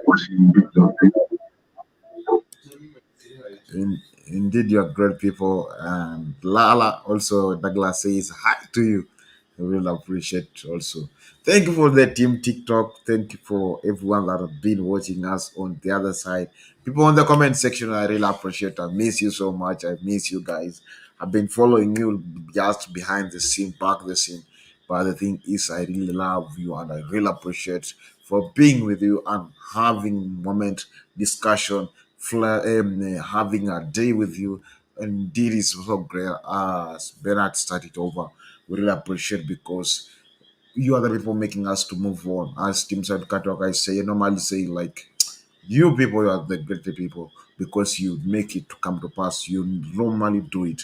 Whether it is working or not working, you always make sure everything is moving on well. We'll appreciate for more confirmation or for more details of if you want to support the channel, just use the scrolling details on the screen and it will be great. If you also want to advert with us, use the screen details on the screen and we'll market your product very well, and we also create market for your product. So please talk to us. It is our pleasure for you to communicating to us, and also us will talk to you. The way you listen to us, we are ready to listen to you. Use the digits on the screen, talk to us, call us, email us, or support us in every manner that you feel. And if the first time coming across the channel and you have not clicked the subscription note, please make sure you click the subscription note so that we can be together and we can move together as one. And also there's the link to join inside to be a member of Sound Candy Talk. Please, I still urge you, click the link, join and be a member of Sound Candy Talk. For those who are watching us on TikTok, please, I urge you, go to the YouTube channel, search Sound Candy Talk the same way it is on TikTok. Please subscribe and also join, be a member of Sound Candy Talk, and it will be great. We really love you, we really respect you, and I really ask God bless you, because I don't know what can I give you to you, but what I do ask is that God bless you, increase you, and make you go beyond the capability and the understanding of the human beings, because you are great people. I don't have much to say. I've been your host, Maisha Gizo, and I really love you so much. Bernard started over, and I picked after Bernard, and I really appreciate for those who have been make the day to be like this. I don't have much more, but let us meet for the next episode today, or for the next chance, or for the next minute, or for the next show that we'll be having today. So don't miss away, and we normally have this open forum every day. Today we'll begin a little late, but we always beginning as time. So I appreciate it. Welcome. Bye. Till meet next time.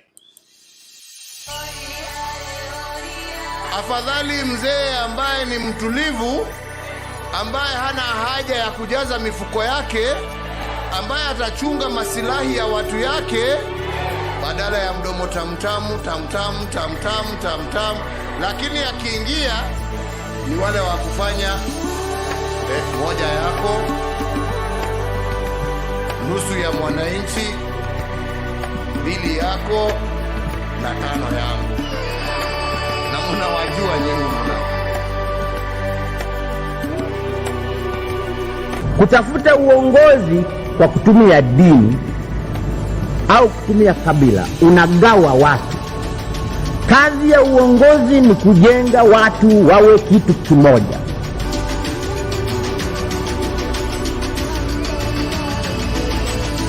The 2.2 billion has been spent in the office of the president and State House between July and September. If you do that calculation, it means that we spend in that office 23 million per day and 1 million per hour. That cannot be sustainable.